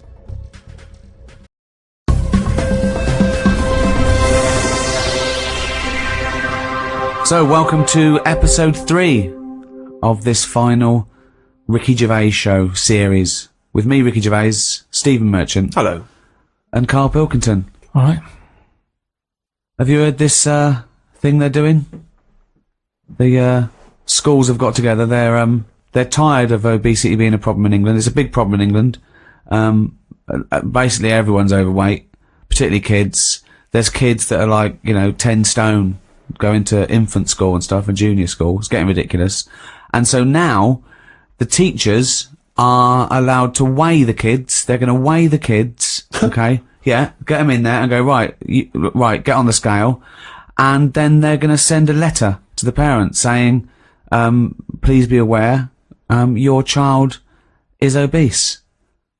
Now, I don't know what good that's going to do, because a teacher will send a letter to a parent, go, dear Mr. and Mrs. Barnes, we weighed little Johnny today at school, and he's overweight, he's a big fat pig. And they're going to go, yeah, we know, we have to push him out the door to get him to school, he makes a popping sound. We know he's fat, he eats too much. We know he's fat because we have to buy him pairs of trousers every 2 weeks. Yeah, well, we know he's fat because we're a couple of fat bastards Always. ourselves. I love that when they say about a child obese, they show you a picture of a kid and his face is nearly closed up. Yeah. It's just closed, right? There's no eyes anymore. He's just got little slits for eyes where his cheeks and his forehead are meeting. Yeah. Right? And you just go, do you know what I mean? Yeah. And then you see the parents, they go, wow, yeah, we can't do anything. And you go, no, look at you! Yeah. No, I saw a couple the other day. I saw a dad, giant arse, Yeah. And then I was walking behind them, and 2 kids, exactly the same giant arses. Yeah. Now that I can't believe that that's Well, just, they eat the same things. You can't. like a couple of bison. It was. Yeah, if the parents are just eating, they can't say to the kids, "You've had enough." They go, Right. what fuck, look at you! I saw them in Tesco supermarket. You know, they've got like cafes in there now. Have they? Big fat family in there. The fact that they're buying food and they're having a break from buying food to eat food To eat food. Yeah. just sums it up. It made Loads them a of bit donuts. peckish, didn't it? I mean, don't forget, that is the only exercise they get, pushing a trolley round. They get home and then they wedge themselves in that 3-piece suite and they're watching ITV1 for the rest of the night. Yeah. And eating cakes and things, microwavable stuff. Well, they're watching X Factor, but they're only watching X Factor waiting for the adverts for Pringles, Exactly, Domino's yeah. Pizza. Exactly. That's what they're looking forward to. They could do that. They could make it a bit harder to shop, couldn't they? If you walk through the door, it goes ding, ding, ding, and you go. And for fat people, the shopping moves around a bit. Yeah, You know what it's I mean? constantly out moving away. Yeah, exactly. You're putting it on a string. Or Yeah. something to go, you want the pie, and they have to at least get up a bit of a sweat. Well, they're to get on the pie. conveyor belts like in a sushi restaurant, Exactly. and they just got to chase yeah. after the oven fried chips. Unbelievable. Or is there some kind of cattle grid device that only fat? Is there anything that we could put? Oh, you can only get to You can this. only get to the food if you if can you- get through this. Right, yeah. That's a good point, yeah. So the really fattening stuff is through a thin door. Or just, or one of those kind of, those sort of, tubes that soldiers you see have to crawl through when they're doing their training. And that's to pies, to Right. calorific, to Exactly, the calorific, calorific stuff. section. Yeah.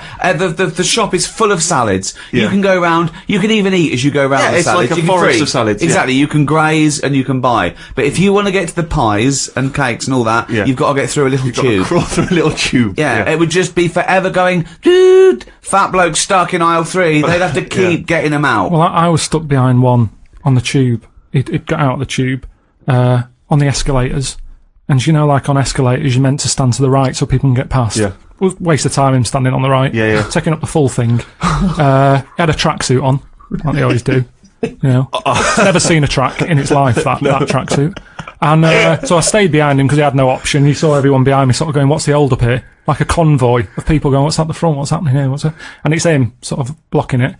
He gets to the bit, you know, where you have to put your ticket in or your Oyster card and swipe it. He had to go through the bit for trolleys. Oh, his luggage. Yeah. How embarrassing is that? Unbelievable. But that's you know when you what? know, innit? That's when you go, you know what? Exactly. But I don't think there's enough stigma. I think, because, you know, political correctness now and you know, and the fact that food is so refined, there's no stigma anymore. I laugh about being fat. I should be ashamed. I should walk down the street and people go, fatty! That's what I want to get me out of there. I get up in the morning, I look in the mirror, I go, oh, you fucking fat bastard. Yeah. But no, I think the same every time I see you. I know, but look how successful I am. But you're right. There should be, you know. People look up to you, Rick. That's I the know. problem. You're a role model. They got pictures of you on their wall. I as often they're get stuffing their voted face. a role model for what people want to be. Now, maybe they don't mean they want to make a successful sitcom and be rich and famous. Maybe they mean I want to eat as much as I want and no one say anything about The it. number of times I've seen you on one of those, the ideal dinner guest. I know. You're not the ideal dinner guest. Well, Firstly, there'd be nothing else to go round for anyone else. And I'm always early. Right. So by the time anyone, that'd be it, yeah. The ideal sausages video are is as gone. long as he comes halfway through the meal. Yeah. So And I think they mean, it'd be funny because he'd be very witty and charming. No, he'd just be stuffing his face for 2 hours. wouldn't be and he's out the talking. door. I wouldn't be talking. If there's food there, I'll just listen. I can listen. I mean, I can't really hear because when I chow down, some of it gets in my ears. Sure, yeah. I will go deep into a pasta. Yeah, the face is in the bowl. I'm actually deaf and blind for 4 minutes that I'm eating. Yeah. It's like when a horse bolts. Yeah, They yeah, can't yeah. see or hear anything. They just bolt.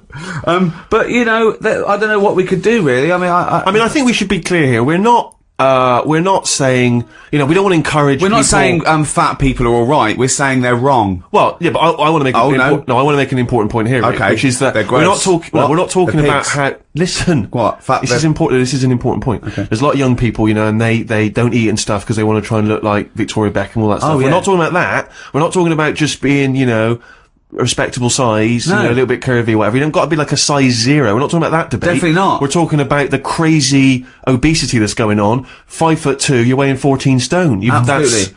It's a time to probably stop going to the all-you-can-eat buffet. Yeah. Which is not a competition, incidentally. But you know, It's because, like you said, though, you're not allowed to There's call no them stigma. fatty anymore. Yeah. Like, when I was at school, if there was a fat kid, Yeah. he did get, sort of being picked on that isn't good. His But the nickname was fact Pork is- Pie or Fatty or but Porky. he'd sort of be chased to be beaten up, so at least he got a run.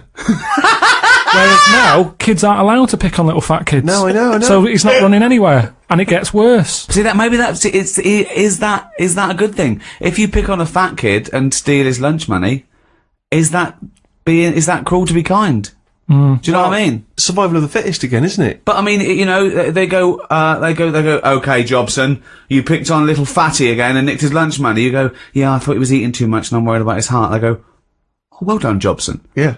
Go and pick on some more fat people, nick all their lunch money. I don't know what the rules are. I mean, as I don't say, know. it's all gone crazy. I mean, I think I'm allowed to call people fat because I'm a bit fat. You're reclaiming the word. It's like our black people can say the N-word. I can say the F-word. I can say fatty because I am fat, It is remarkable. I mean, you've seen pictures of Ricky Shorty Carl in his youth. I mean, a kind of David Bowie-like face, very it's a sort different of person. strong. Well, anyone who's ever seen that to me has said, I don't understand. They're just genuinely baffled. I mean, it is weird. It's really, I don't understand, Rick, how you've gone from that. People should look you up on the web, and it doesn't make any sense. Doesn't Jane get annoyed? Doesn't she feel like she's been ripped off? No, when I was 20. How did you not notice? I was 20, and I stayed like that till I was about 29. And then I thought, oh, then I started filling out. Then I was sort of like Yeah, but becoming I a knew normal you bloke. when you were about 36, and you were... Yeah. Oh, I was already there. No, I'd done the eating years then, boy. No, I went from about... I mean, in those pictures, I was probably like 8.5 stone, too thin. Yeah. And then I was like 9. And then 30, 31, went to 10 stone, and then about a stone a year. I think I was my fattest when, just after. Yeah. I'm like 14 stone now. But it's like if you look at it on the web or something, compare the two, it's like one of those Weight Watchers before and after, but the wrong way around. Yeah. It's really strange. Yeah, so I feel that I can have a go at fat people. I think I can claim the word. I can call fatty. Like Steve can have a go at you can have a go at bald people, Carl. You can go, oh, look at that round-headed bald twat. You will never see someone as round-headed and bald as you, and Steve can go, oh, look, Rick, look at that fucking twattish, goggle-eyed freak Hang over on a there. minute, but No, how would I say that? no. How often would that happen? Hang on. Let's slag Ricky off a bit more, can we? And Fatos. Also, I've got this is how much I've let myself go. Steve, it's finally happened. I want you to test my trousers there. Feel them. Oh, what is that? That is some pyjamas. Are you actually wearing pyjamas? I'm actually wearing. It happened come out of today. the house. That's the first time. Now, was it because of speed you had to get out of the house because you were No, late? I'll tell you why, right? Okay, the last couple of years, I mean, for the last, I'd say 10 years, I've been wearing comfortable clothes. I never wear a pair of jeans that are too tight. I don't wear shoes that, it's just comfort for me. Yeah. I mean, you see me fidget when I put a suit on for an award ceremony. Yeah. I don't like it, okay? I never look good in stuff. You see it on the model in the shop window, Yeah. puts it on you, oh, well, okay. So, that's great. They look like David Beckham. I put it on, I look like a wallet or something. Do you know what I mean? Just, it doesn't look good. I've been wearing, as you know, sweatpants, right? A drawstring. Yeah. Okay. I got a pair of sweatpants recently that are nearly pajamas. They're so. I mean, what is the distinction at this point? I don't know. It's quite a thin line. They're nearly pajamas. Today, they were in the wash. So I thought, hold on though, I might as well just wear my pajamas. I should point out that it's not a 1950s pair of pyjamas that looks a bit like a suit with a little breast pocket. No. And it's, you wouldn't necessarily notice. No, you wouldn't. Until you touch them, you realise it's a kind of lycra. Yeah, they're very sort of nice and thin. They look like a tracksuit bottom, but here's the difference. I've even done away with the drawstring. Look, these are just elasticated. This is the day I really gave up. I used to worry about what I looked like, obviously, when there was when there was a nice sort of clothes horse to hang nice clothes on, i.e. my body, I did squeeze into jeans. I did, I wear, I was fashionable, but, Did you I can't imagine you going in shops though and looking through racks of clothes and, did you do all that stuff? Steve, I look good in anything, mate. That's the difference. Right. Now, doesn't matter. Armani could dress me. Doesn't matter. Yeah. He's not, not that he'd want to. I can't believe I keep getting offered from people like him and designers, call my agent saying, does he want us to dress him for the Emmys and the Golden Globes? Do they do pyjamas? Well, exactly. One, I think, why do they want to, what, is that going to put sales up? Is someone going to be watching that and go, hey, yeah, that bloke looks short and fat and sweaty, get me Armani on the phone. But maybe that's someone from the Emmy committee going, can you phone up Ricky Gervais and just check that when they say, can we dress him from the Emmys, we mean, can we make sure he's dressed for the Emmys? Can we tuck him in and leave his slippers at the hotel? Exactly. But yeah, so I don't do it anyway because I'm mildly embarrassed.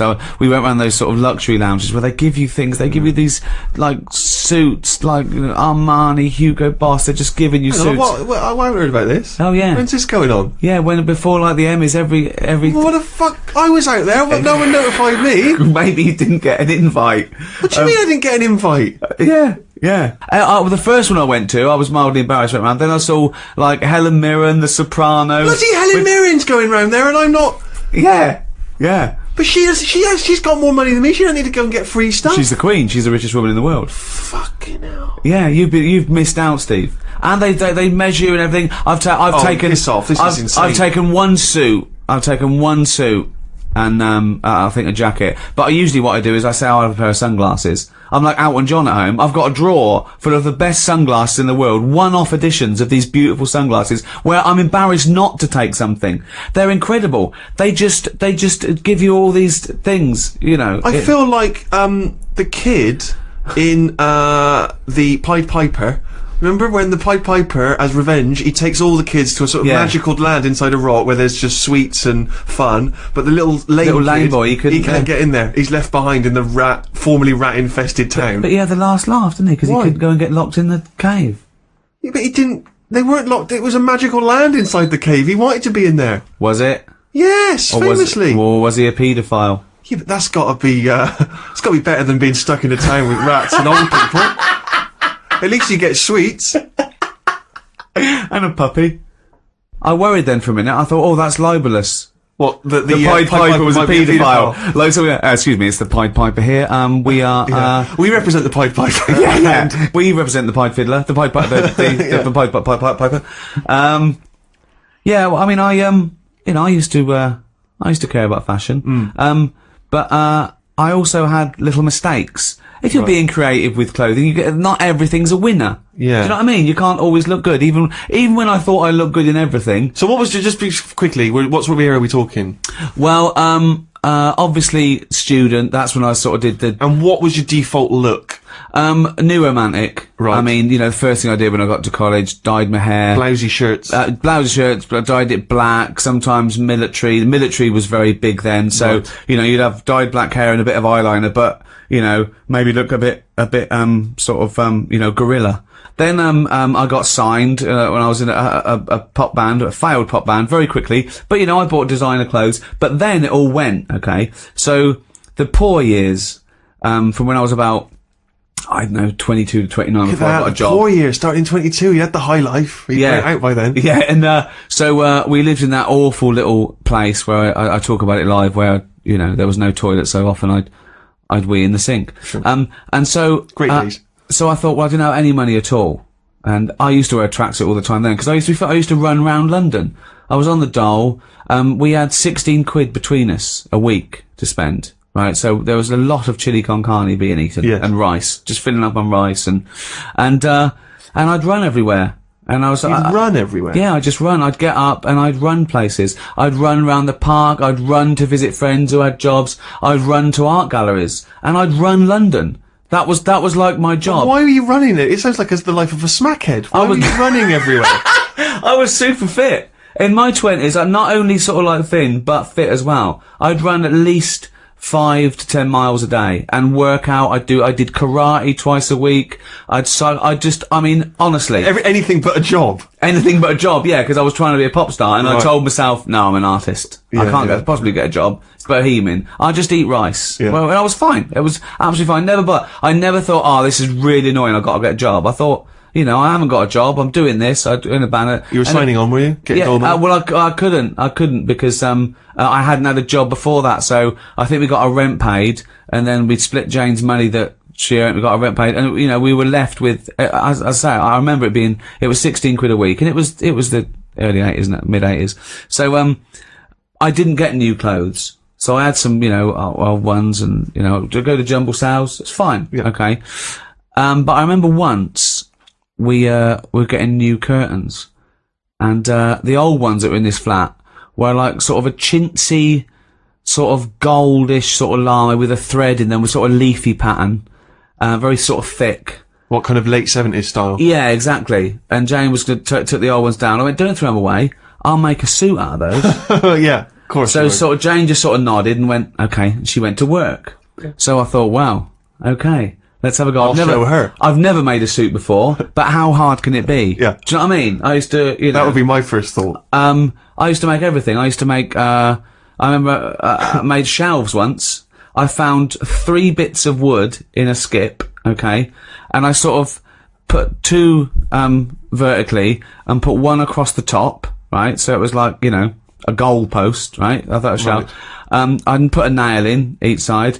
It sort of wobbled. I put it against the wall and it wouldn't stand up. It sort of like, leaned, like I made a parallelogram. So what I did, I put another nail in it, and I tied a bit of string to it, and pulled the string tight. I pulled it across the room, and put another nail in the windowsill.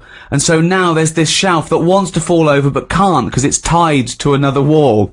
So that was, So you spent most of the 80s running around London and collecting debris and making your home outfit. You sound like a womble. yeah, but I wasn't shaped like one until I was 32. And this is kind of, you were making everything except a living. Yeah, exactly, right. So I thought, right, how do I make a suit?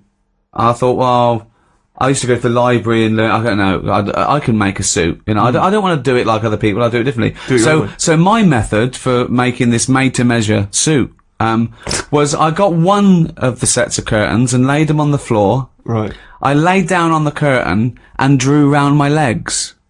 Right. Okay. Hang on, so you were making the trousers first? Yeah. So I thought, hold on, that's just one side of the trouser. So I laid down another curtain and drew around my legs again. And I thought, right, I cut those out. So now I've cut out 2 leg-shaped curtain pieces, right? I put them together, sewed them up. Of course, it was nowhere big enough. Of course because not. I'd left no room, right? Yeah. So I tried to squeeze into them. I mean, they look like jodhpurs. They look like tights, okay? So I thought, this is really hard, right? I pulled them off again, right? I thought, how am I going to make the jacket? I didn't. I just used one of the curtains as a cape. So I thought, I mean, I look like a gay Hamlet. I mean, it's ridiculous, right? So what I did was, did you squeeze into the trousers? You wore the trousers? I sort of squeezed it. I couldn't wear them, though. Yeah. So what I did was, I rolled it up and shoved it under the chair. You rolled up what? Sorry, To the suit I made. Jane came in about a few days later. She went, "What's that?" I said, "That's where I had to go at the suit." And she pulled it out and, you know, died laughing. The idea that this man sat down and drew round his legs to make some trousers. But well, firstly, why did you not just throw it away? Why did you stash it under the... I don't know, because I thought... And you were watching TV on the sofa and she was a foot higher than you. And she thought, what's going on here? And there was a suit stuffed. I mean, why not just throw it away? I don't understand. I don't know. That's what you do, isn't it? You think, maybe... Again, we were talking before about the fact that you used to be very thin, and now you're very fat. And this seems like 2 different people. Well, not very fat. Well, most people would say you are. But wearing black. It seems as though you were also an idiot when you were younger. I mean, because you're a smart man now. I know. Why would it not occur to you that you couldn't make your own suit? Because I've always thought I can do anything. I've always thought, I can make a suit. Of course I can make a suit. I'll be brilliant at that. I'll make a suit. And it took me getting fat to realise the world doesn't lay down to you. Yeah. I thought, well, I'll never be fat. I will never be fat. Look at me. Look at me. You know. So I suppose... And even as you were getting fatter, that must be the mirror. No. James, problem with the mirror. No, at least I can put eyes on myself. As soon as I started getting fat, I started saying I was fat before I was fat. Yeah. Because when you've been really thin, you know... Yeah. I mean, I couldn't get anywhere near those curtains now. Oh, I couldn't. They wouldn't go past my ankle now. You kept them? Yeah, they're under the chair. Yeah, yeah. And you still, of course, if someone comes to the door and you can't be bothered to reach for your pyjamas, maybe just wrap the curtain round you. I just pop the curtain on me, yeah. I could probably make a pair of pants out of them. I mean, soon I will be in nappies, which will be easy to make. Yeah. So, but when I'm older, and Jane goes, just off to work. Where are those pillowcases? Doesn't matter. Doesn't matter. I need changing. God.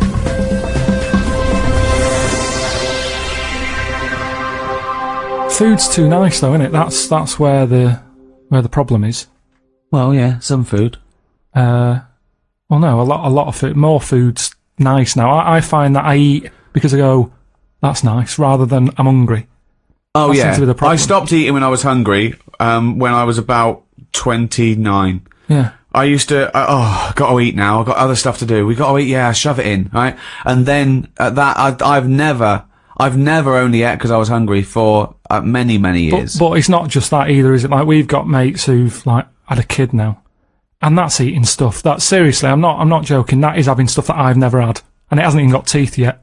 I mean, What sort of things are you talking about? mango. I only had that. I had mango about a year and a half ago. And it's alright. I mean, it's not one of my favourite. Is it fruit? Yeah. But there's so much other fruit that's better. Go on. I think. What's better than the mango? The banana springs to mind, the strawberry. Just, I like the ones that you can just go, I'm nipping out. What can I take with me?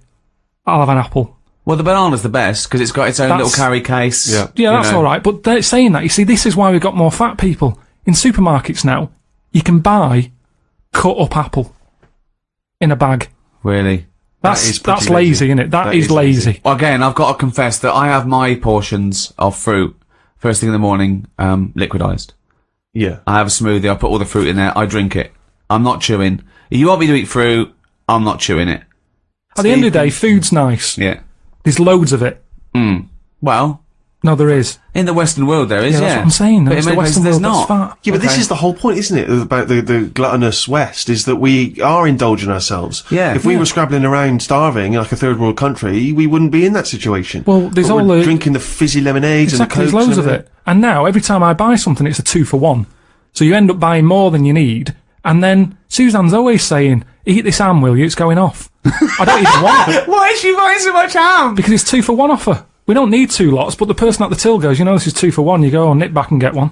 And I know you what get you it, mean, and though. you I eat mean, it. at Yeah, they Christmas- never do half price. They do two for for one. one. Exactly. They did that with a meal once. We were in LA and we had a meal and they said, you know, it's happy hour. It's 2 for 1. So I went, well, can we just have one each? I went, we've got to give it to you. And they brought 2 meals for everyone. Yeah. It was ridiculous. That's mad. I am. Of course you do. I'll tell you another problem that I've worked out. It might make a slight difference on fat people. Don't put a light in a fridge. Because that's just that night when they get peckish, they can see everything that's in there. Don't put the light there. You don't need a light in a fridge. There's no lights in other cupboards. Yet where there's food, it's like fatties getting up at 4 a.m. What can it have? What's that at the back? Get rid of the light, they'd eat less. There you might reckon? be some logic in that. That's interesting. Well, what's it there for? Tell me what that light is there for. They say turn off your standby light, yet you've got a light in your fridge Well, no, it is showing turned you off. where tomatoes You is know, or but it's turned off chocolate. when you shut the light's not on when the door's not open. Yes, but a fat person who's always got the fridge door open.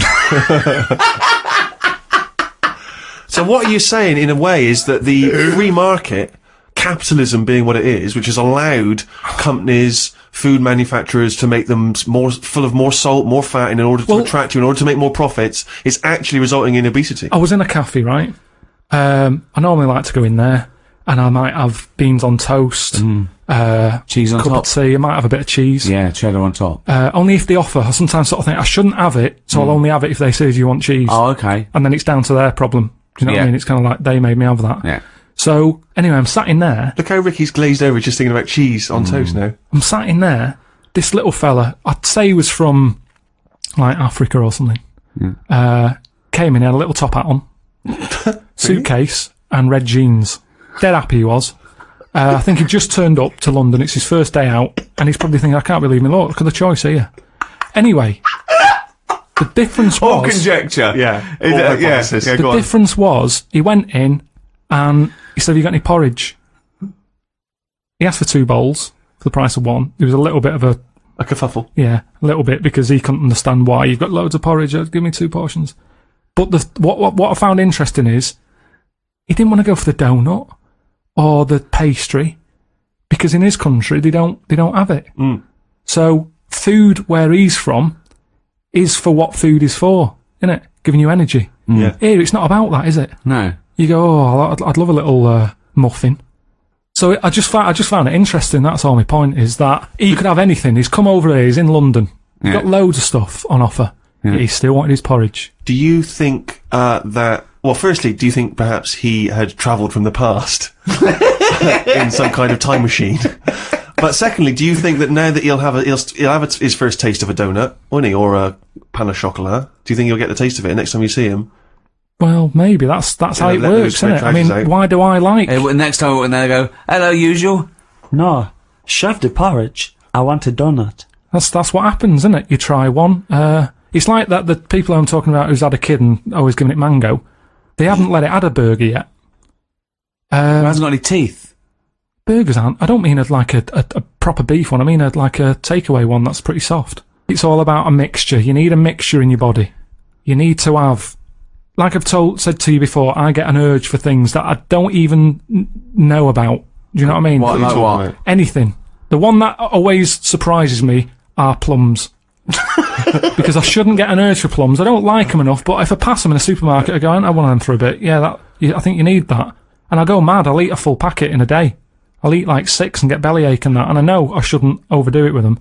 But it's just like, my body... He's like a creature, isn't he? My body just calls out for stuff. It doesn't, Carl. No, it feels that way because I wouldn't normally buy them. My favourite fruit, I like an apple. Love a banana. I've got into blackberries. Yeah. Quite expensive, but a bit of a treat. Have people paid money for this podcast? A man just listing his favourite fruits. Yeah, Graham not included. But Are you a fan of the gooseberry? don't know if I've had them. You never had a gooseberry? They're very, very tart. They are very bizarre. They're What do they they're look like like a green testicle. They've even got the little hair on it. A gooseberry is like a really crispy, plump little berry, but it's very, very it's sour. sour. I mean, you've got to have it in pies with sugar and stuff. I bet my godson's had one. He's only 1.5. I bet he's already had a gooseberry, and I've never had one in my life. Right. He'd never said it before, and he said gooseberry. He decided that's the way to pronounce it. Gooseberry. What's that? What's a gooseberry? A gooseberry. Well, okay. I'd never heard it before, but I'm going to say it now, but I'm going to say it my way. Gooseberry. I've never had one. You need, I don't feel like I need another fruit. That's the thing. I think there's plenty of fruit out there. Bananas, apples, oranges. If you get a little bit sick of oranges... I'm a big fan of the Satsuma. Easy to peel. What I don't like is the big oranges. You have to peel them. You get it on your. You they're know. the ones I eat when I'm in the bath. It's just easy, So you isn't it? just dunk under the water afterwards It's and a you're bit of a clean treat. again. If I'm going to have a bath, then that's what you do. So it's 2 treats. It's an orange and a bath. I mean, that's amazing. That's an amazing thing to look forward to. Don't you think you've blown that for when you're old, when you're 74? And I go, I tell you what, Carl, lovely treat. It's a bath and an orange. Done it. I did it when I was 36. We've got plenty of fruit. They can't get rid of fruit quick enough. There's loads of stuff with fruit in now. Shower gel with kiwi in it. Telling you, they can't get rid of it because there's too much. So they're just going, what can we do with all this stuff? We'll stick it in there. Orange juice. I had orange juice sort of cordial. Yeah. Tastes a bit weird, isn't orange? Sneaked a bit of pineapple in. Orange and pineapple. You can't get rid of the stuff. What's up with that?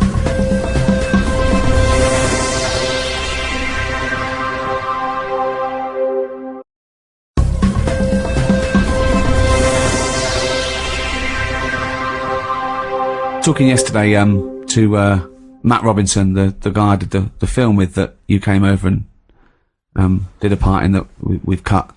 And his dad is a doctor and used to go around the world and stuff. And when he was about 10, he went on holiday, and they were driving through Indonesia to get to somewhere else. I forget where, but they came across this village where he said the spiders have won.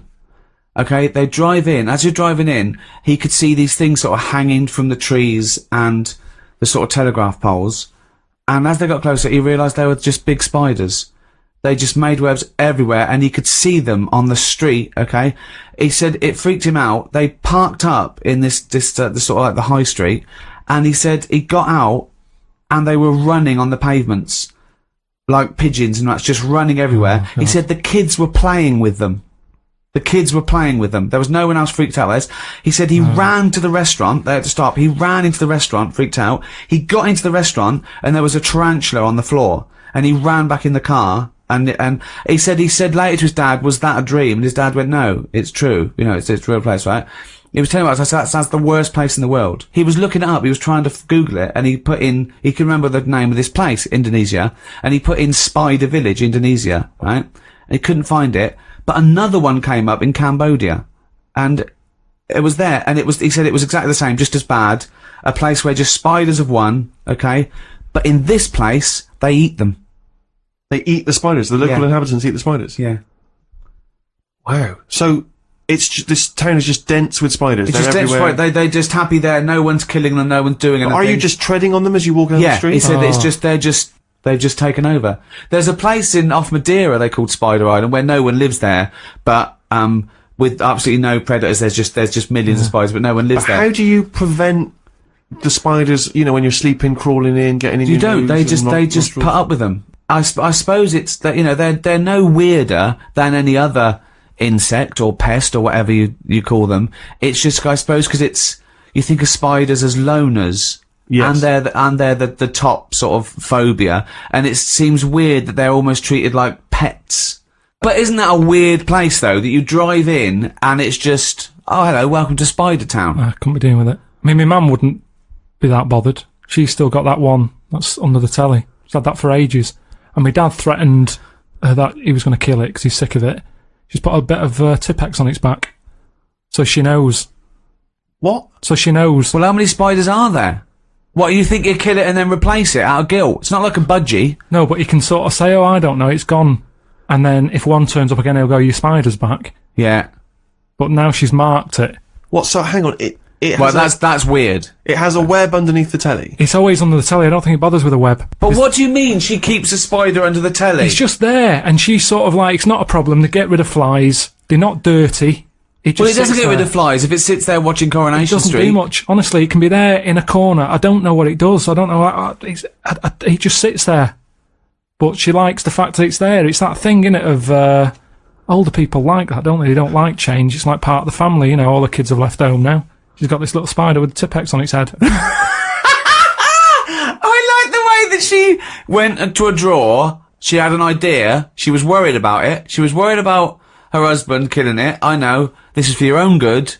Good Tipex. Pop that on you. And you've been round there with the spider that doesn't freak you out? Well, I'm going round this weekend, but I used to always sit on the floor to watch the telly. Yeah. Now it's like I'm not sitting on the floor. You'd be watching Spider-Man, it would be criticising, well that wouldn't happen. What does your mum think of it? Does she think it's like a little pet, or she doesn't want to get rid of it? I think it is a pet because, like, you know, she's had loads of cats, she's had dogs, she's got a budgie, and now my dad's sort of saying, don't get any more pets because it means we can't go on holiday. Right. Spider can look after itself.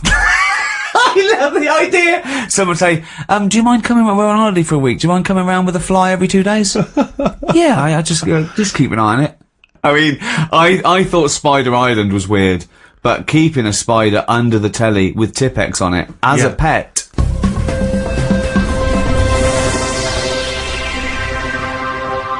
I was watching a documentary about Nazi Germany and everything, and I just realised that I've felt guilty for quite a while, because whenever I see a programme about the Nazi plan, I always take a certain solace.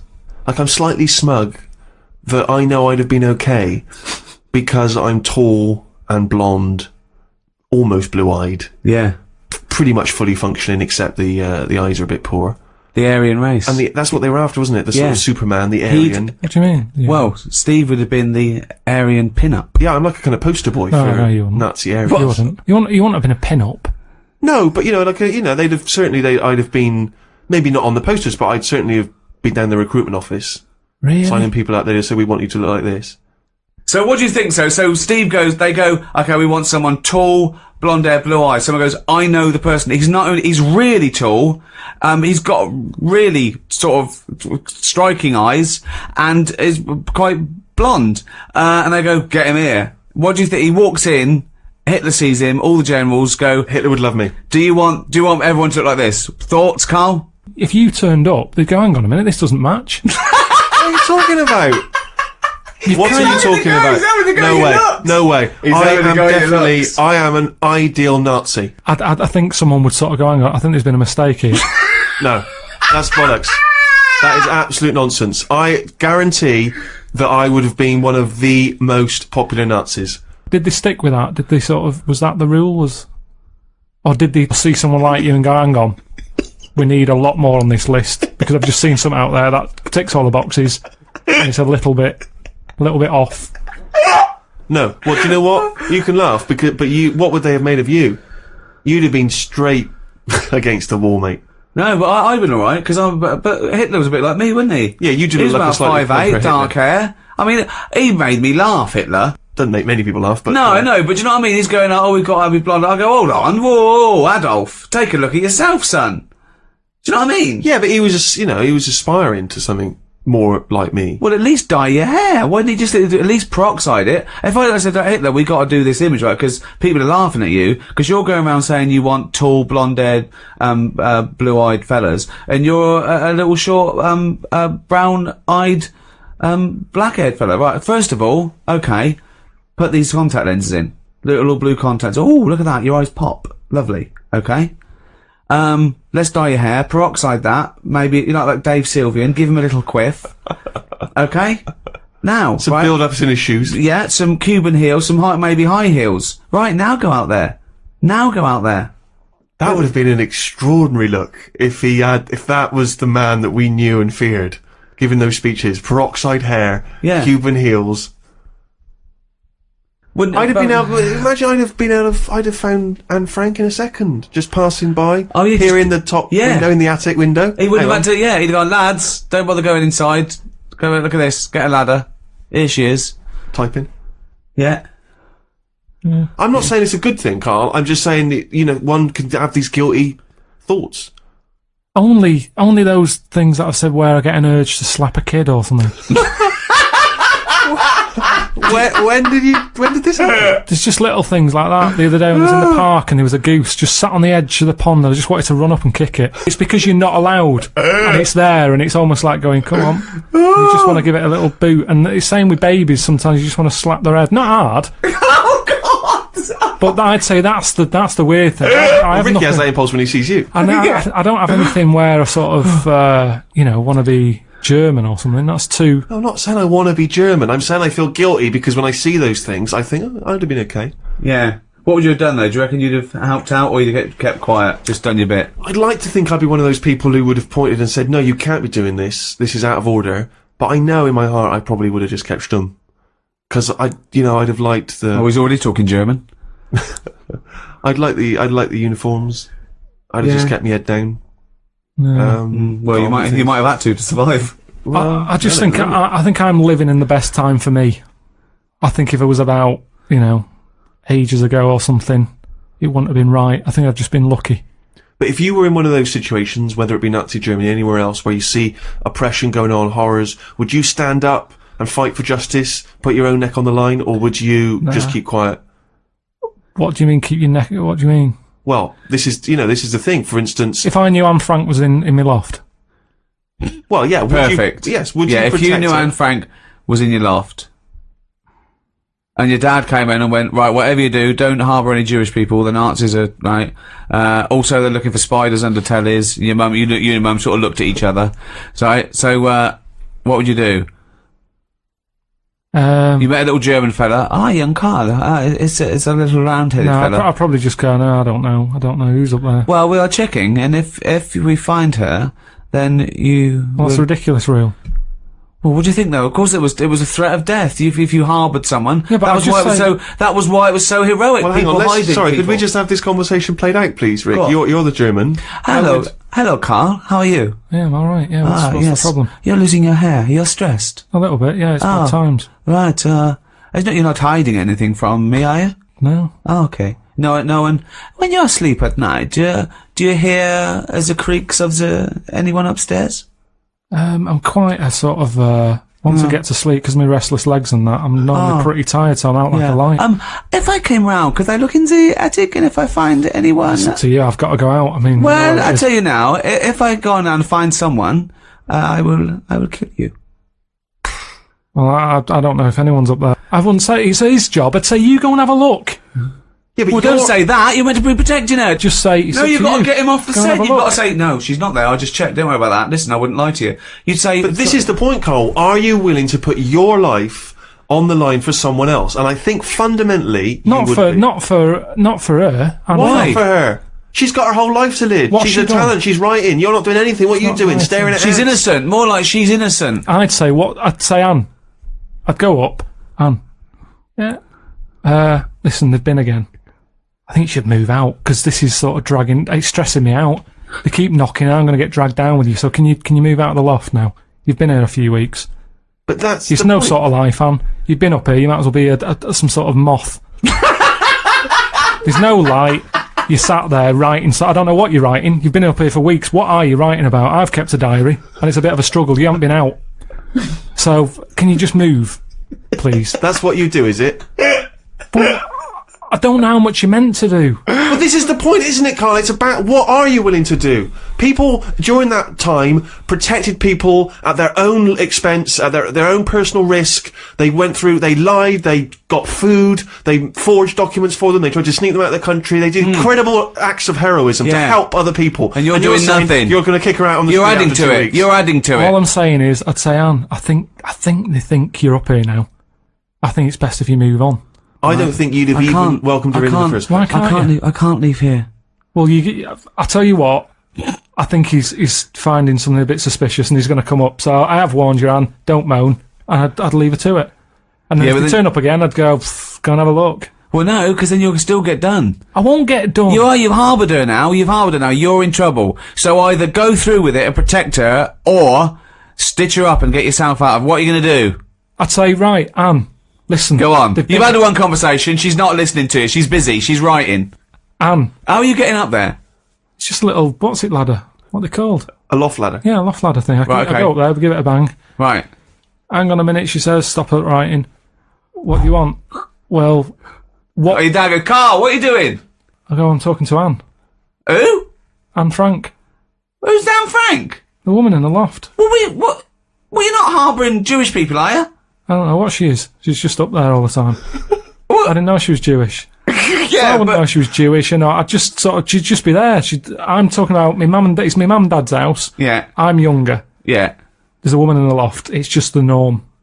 Right. It's just the norm. Right. Well, it must have been with all the Jewish people around. How's she Everyone getting must fed? have had a Jew in the loft. Who's...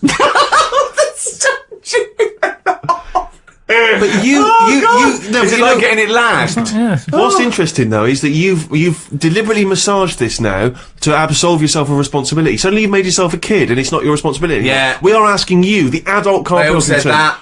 Adult Carl Pilkington, are you willing to put your neck on the line? And you're Right. not. You're a. Suzanne brings home someone and go, right, they're being persecuted, they're after, right? The mob. Okay, forget it, not that's right. Someone's after, right? They've just put out, I said, look, we've got to hide her. If they find her, they kill all three of us. Right, can we hide her here, Carl? Otherwise she's got nowhere to go.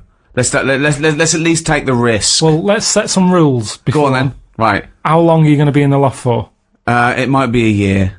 It's a long time, that. I know, but quick, Where they're have coming, you- where have you been? Quick, in here, right?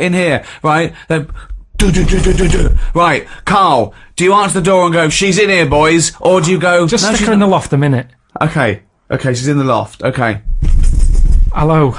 Hi, I'm gonna kill you and your girlfriend, okay, unless you tell me now, Yeah. is there someone in your loft, yes or no? Not that I know of. I'm gonna check in a minute. Wait, what do you mean not that you? I'm another one. When you say not that you know of, I am going to go and check in the loft. Are you happy for me to check in the I loft? can't stop you, can I? Oh, whoa, we want a yes or no, son. Right. Well, what if I said no? What would happen? Well, we Well, will then storm in, and if we found anyone up there, we would presume you knew they were up there, and we would shoot you. Seems a bit unreasonable. So what I'd say it's weird you mentioned that, because there has been a bit of banging about in the loft, but I think it's coming from next doors. Have you been next door yet? No, we haven't. You got to go around there. Alright, mate. Cheers, mate. No problem. Right. Oh. Shut the door. And then that'd be that. I mean, it's, Well, it seems they quite make it simple, seem, actually. they make it seem worse back then, but that's what age does to things, isn't it? People add bits on and all that. So and what do you think? take What do it you think back- the close to truth to the story is? I it's mean, just you've a done no woman. research, Just yeah. a woman. She did a diary, and she bummed about in people's lofts without paying for stuff. It's like what do you call them?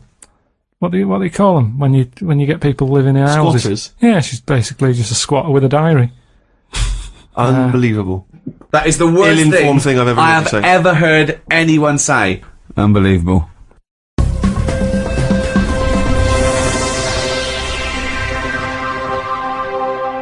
Carl, we've been doing this for a long time and we're struggling for stuff. We ripped off Room 101 last week, called it Room 102. You've done Brilliant. Rockbusters. No one saw through that. No, exactly, yeah. So, have you heard Desert Island Discs? Yeah. Good, let's do that. Right, forget the 8 records, we Well, can't hang on, play them for- anyway. We can't play them anyway. I know, but for people who are listening in other countries, they may not be familiar with Desert Island Discs. Oh, it's a program. It's a real national institution here. They get prime ministers and leaders of men and really eminent people to go on, and you talk about your life and you choose your 8 favourite tunes. You take a luxury item and you're allowed to take any book. I did it. I was very privileged and honoured and very flattered to be asked to do it myself last year. Apparently, they said, "What book would you take?" And she went, "You get the Bible." I went, "Well, good. I want you to take toilet paper then." And I took a book. I think a tabletop book of art. Why would you take that? Oh, so you can't take anything that's useful. It's just, it's and your luxury item, you can't. I took a vat of Novocaine. I thought if I get toothache, I'm sipping on that till I die. If I'm stuck here with nothing to do, I've got 8 records, I'm gonna be sick of them. That's the thing. I'm looking at art, at least I'm looking at something, What book would you take, Carl? Well, I wouldn't take an art book anyway, I know that. Right, okay, Because so come on you're then, gonna get one sick book. of it. You're going to get sick of Right, one book. You can't get sick of art either. You Okay. can.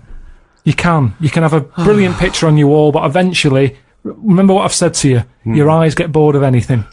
I don't remember him saying that. I think I blanked out. I think he came in one ear straight out the other. Well, that's why relationships break up, isn't it? Because the eyes get sick of looking at that other person, and you go, my eyes want to change. That's what it's all about. Me eyes want to change. Okay, come Sorry, on, love. Fucking hell, choose a book to I'd take. probably take a dictionary or something like Oh, that. that's ridiculous. Why? Why would you take a dictionary? Just because I'm not that good with words. But what do you want words for? You're not talking to anyone anymore. You don't have to worry about the vocabulary. You have to worry about... Oh, But there'll be a lot of and- talking to yourself, probably. It'd be nice to sort of Oh, so interest you're me. going to bring yourself up on your grammar, are they? You're talking to yourself and you go, oh, Carl, you're an idiot. You don't say it like that. Let's Well, if look you've up. got to talk to yourself, it'd be nice to have Why are you someone... talking to yourself, you maniac? Because there's no one else about. Yeah, but you don't open your mouth and actually verbally talk in order to talk. Also, what does it matter if you've got a dictionary or not? Who's arguing with who?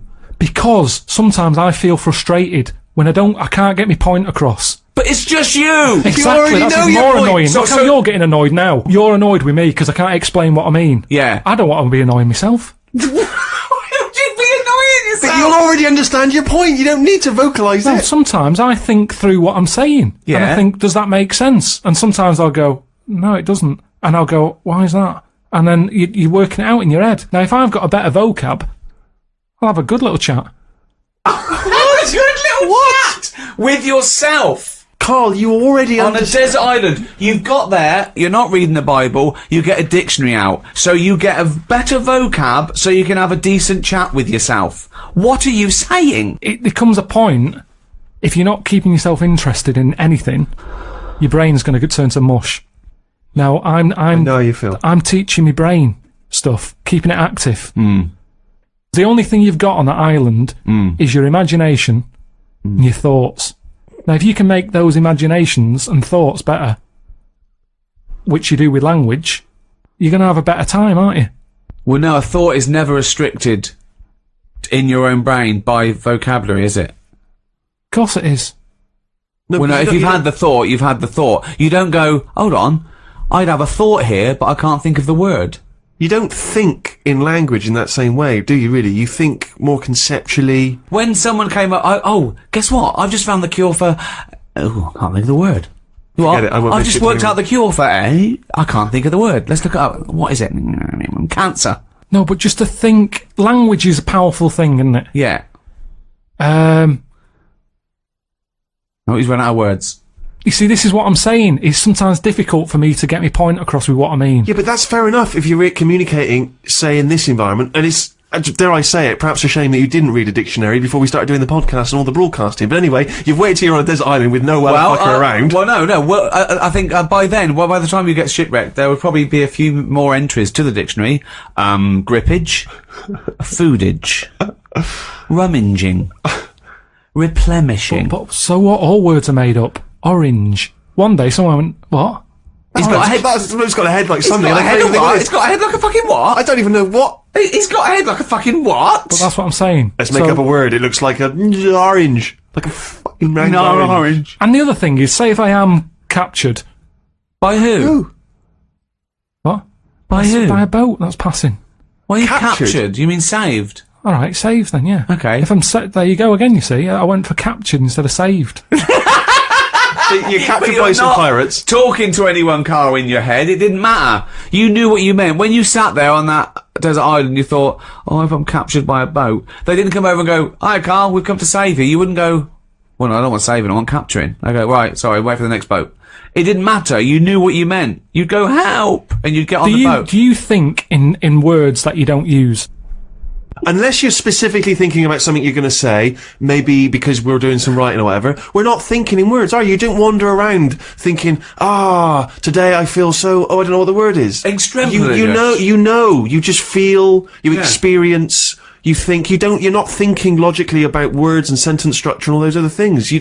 That's not how you operate. So if you're on a desert island having these arguments with yourself, unless you're schizophrenic. You've only got yourself for company. If you bore yourself, what's the point? What is the point? Seriously. But how are you gonna, so you think you're gonna read that dictionary and you're gonna be better company? Because you're gonna be impressing yourself with longer words. You're gonna go, well, why do people use big words?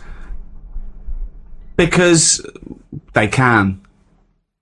But also, to impress themselves. I bet they slip them words in. To impress themselves, impress others. If a boat passes and they go, there's a fella over there on that island, let's go and get him. Now, the way I am at the moment, they'd go, you alright? And I'd go, you what? And they'd go, oh, don't stop. Imagine that! Whereas if I sort of say something with a big word that I can't think of right now, they'll go, oh, who's that? He sounds like he knows his stuff. Yoo-hoo! Anti-disestablishmentarianism! Get him on this boat now! We must have that wit! Alright, you get... Come through. But then I'm on the news and they go, oh, Carl, what was it like on the island? And I can start saying stuff. It was scramfarious. No, but then I think it makes it more interesting, whereas at this moment in time, I'd struggle telling them what it's like. I like the idea of you trying to educate and better yourself. I love the idea. But do it now! But there's so many other books. If I'm stuck with one... Okay, the dictionary. You've got a dictionary. What's your luxury item? What's your luxury item? Quick. Let's get off this island. Come on. What did you take for your luxury? A vat of Novocaine. Oh, yeah. Some Revels. A big sort of bag. Big bag of Revels. A big bag of Revels. Just for variety. Well, there's no variety particularly in Revels. They're all chocolate, aren't they? No, all different. You've got orange ones, you've got coffee, caramel, Malteser. That's it. That's your luxury. Sorry, is this podcast sponsored by Revels? I mean, taking Novocaine isn't great, is it? If you don't get toothache, you'll be going out and bring Revels.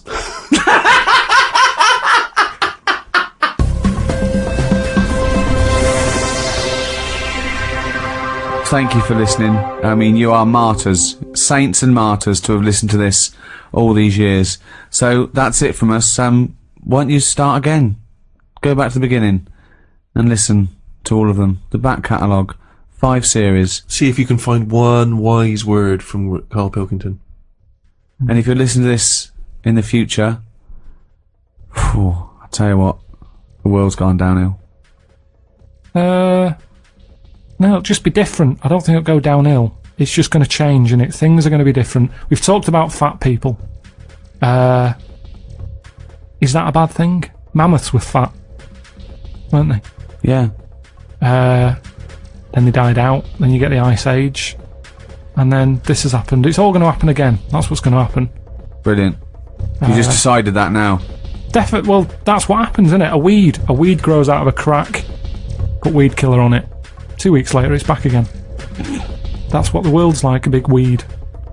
We're just a weed in the universe. Good night, everybody.